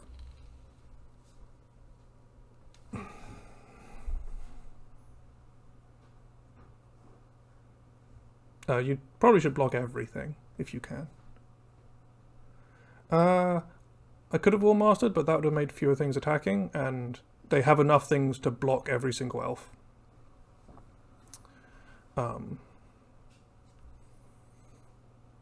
And I want our elves to die so they go to the graveyard. They needed to block our tokens, our insects, because our insects don't go to the graveyard, and our elves go to the graveyard.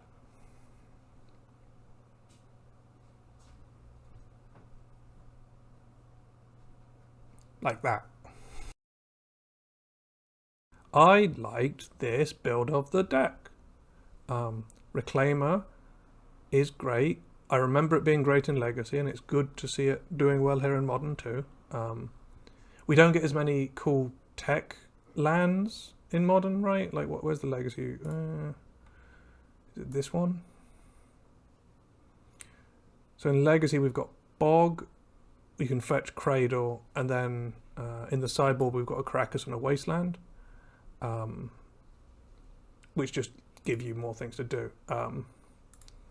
But it still feels great to be able to fetch up Yavimaya and Bog. That feels really good. Yeah. I do also like with this that because you have Reclaimer and Quarian Ranger and stuff going on, you can play 2 copies of these legendary lands. Because in some testing I did with a friend where I played the green-white combo version, we had Quarian Ranger but we didn't have Reclaimer, and I lost a game because I drew 2 Besagus. And because I'd put 2 Besagus in. Was it 2 Yavimayas? I can't remember. I drew 2 of the legendary land, and I lost the game because I couldn't progress up to the right amount of mana to do a thing I need to do all in one turn. So I like that this version can play multiple copies of the legendary land, and it feels still good because you can either get rid of them with the Reclaimer when you don't need them or whatever, and that feels good. This deck also does make good use of Champion. I'm not going to be putting Champion in a lot of my builds, but in ones that can make sure Yavimaya is a thing, this feels very strong. I will give you that. Champion is very strong in those situations. I do wonder, because we didn't play against Blue-Red Murktide or some other Unholy Heat deck, about the overall meta, because if they can just like Unholy Heat or bolt this or whatever, it does feel a lot worse. I'm glad you enjoyed it. Also, the 4-1 was good. Also, happy birthday again. And I will concede that Champion has a place in some builds. I mean, I have been playing it as a 1-of. I haven't been playing it as a 3-of, and it did feel good as a 3-of in this deck. So yeah. No, thank you for building the deck, because it was fun to play. I like the 1-of endurance. Sylvan Anthem's really strong, and I just wish I could fit it into more versions of Elves, because like the consistency you get off the Scry is really strong. Often I'm really squeezed for space, and it's really hard to find the space for it. But when you can, it's really good. And of course, Company and Realm, accompanying into a Grist feels good, except when you have a Grist. That's the only bad company here, right? Other than the company that doesn't have 2 things. The only bad company is Grist when you have a Grist. Yeah, there's no other, there's no double Azuri. Because I had problems where I've got an Azuri and I see Azuri Elf, and I'm like, well, this company didn't do anything. Yes. Cutting down 2 of these when sideboarding against Blue-Red Murktide is probably correct. Because when you play an Elvish Mystic for 1 mana and they spend 1 mana killing it, you're like, fine. This is 3 times that. Also, if you play a War Master and then an Elf and you get a token off it, now the War Master dying feels less bad because you got a token. Or if you play a Realm Walker and play an Elf off the top and they kill it, it feels less bad. So Realm Walker, if you play it with mana open, against removal isn't too bad. Grist can leave a token behind even if they Unholy Heat it. It's specifically the cards that don't leave don't leave something behind that feel bad unless they're equal in mana. I also liked how Sylvan Anthem just changed all the maths. Sylvan Anthem plus Lord, and suddenly Elvish Mystic can block Goblin Guide, or Sylvan Anthem and Reclaimer, and Reclaimer's now a 2/3 and can block Goblin Guide. That feels good. Often in Elves, you play a 1 mana 1/1 and then they go Goblin Guide, or they go, I guess Goblin Guide isn't good for the example I'm about to say, but they go Monstrous Whisper in for 1, you can't block it.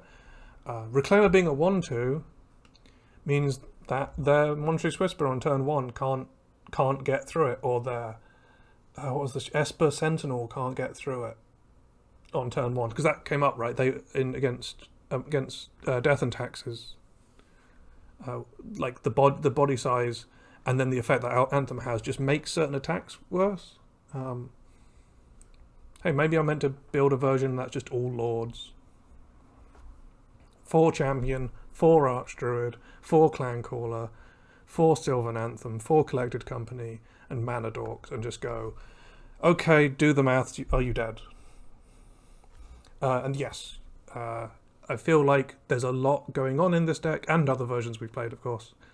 And so it's constant learning curve. Like the fact we took lessons from match 1 against Living End and used them in match 2 against Living End. There's a lot to learn on this. It was 2 Living End, mono red burn, D&T, and a match that we did so well at everyone's forgotten it. It was even I've forgotten it. Oh geez. It was the first one, right? So the last one is D&T Yori, and these 2 are Living End. This one was Burn, and this one was oh, it was Hardened Scales. There we go, that was easy. We found out what the game was. It was Hardened Scales. Fair enough. We solved that one. The thing with Legacy Elves is how you use your once per turn usage on Wirewood and Quirion, right?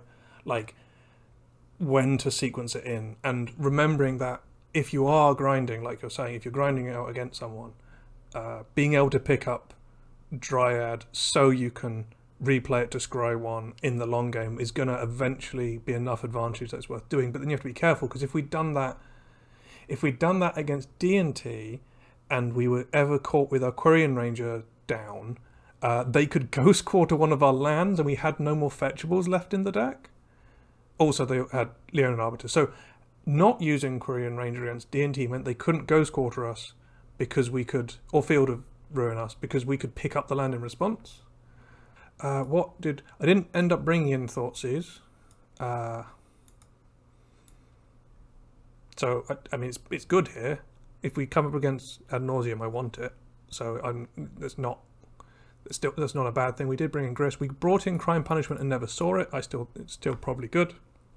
We brought in Murderous Cut, and then the one time we cast it, we messed up. Ooh. Endurance is great. We brought in Force and Vigor and then just never saw it. I kind of wish modern sideboards were 20 cards big, because I kind of want all of these, but I want a few other things as well. So like, yeah, I will continue to play this version of the deck and other version of Elves because they're all good. I do need to do plugs though. It's plug time. Yay. It's also almost midnight. Right. We're Hexagorgon. You can see how to spell Hexagorgon in the bottom left of your screen. We're a group of friends on the internet who play games, sometimes like this, where it's just me and chat, sometimes with each other on the internet, and we have fun, and we hope you have fun joining in with us.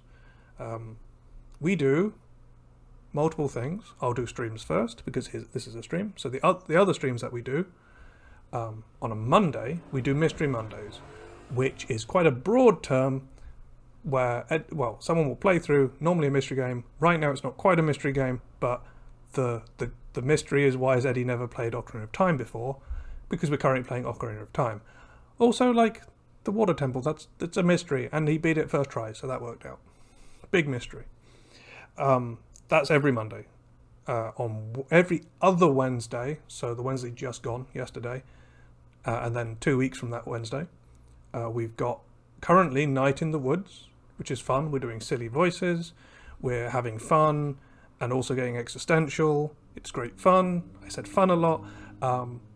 That slot doesn't have a theme like Mystery Mondays, so what comes after Night in the Woods we'll have to find out together. It's what Alex wants to play, because they make cool decisions about games, because we played a language game and that was fun, and now we're playing Night in the Woods and it's also cool. Yeah, so that's Wednesdays. Thursdays is Magic the Gathering. It's either me playing Elves or me and a friend playing a draft, and it alternates. next week we'll be drafting something. Who knows what? We'll find out in a week.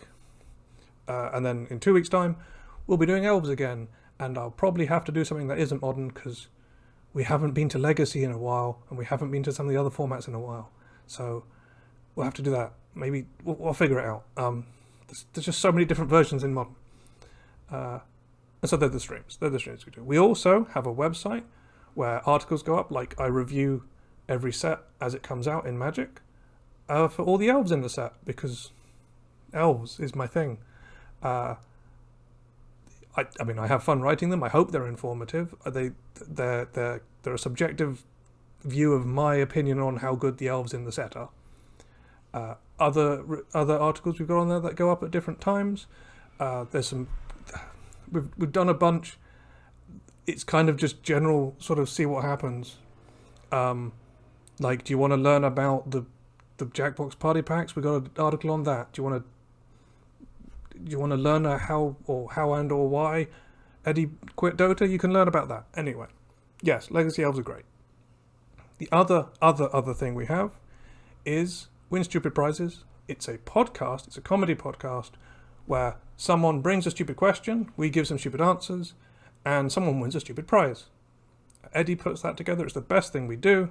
It comes out just before the end of the month, like on the last Friday of the month, if I'm remembering correctly. It's great fun. I recommend it. You can find it on your podcast apps. If it's not in your podcast app, ask us and we'll try and put it on your podcast app. Thank you. I do actually appreciate I like knowing people read the article. If you want to find out anything about what we're doing, you can find us on social media. If you search Hexagorgon in most places, you'll find us if we're there. It might be something like Hexagorgon FB or Hexagorgon Live here on Twitch. But if you search for Hexagorgon, you'll most likely find us. We post everything we do on the Twitter and the Facebook to get people to know when we're doing it. I think I've covered all the things. Seeing as today was a stream of a deck suggested by Lumberjacks, and he seems to like the article. How about you go and read the article? Everyone else, go do that. Other than that, thanks for the deck, Frederick.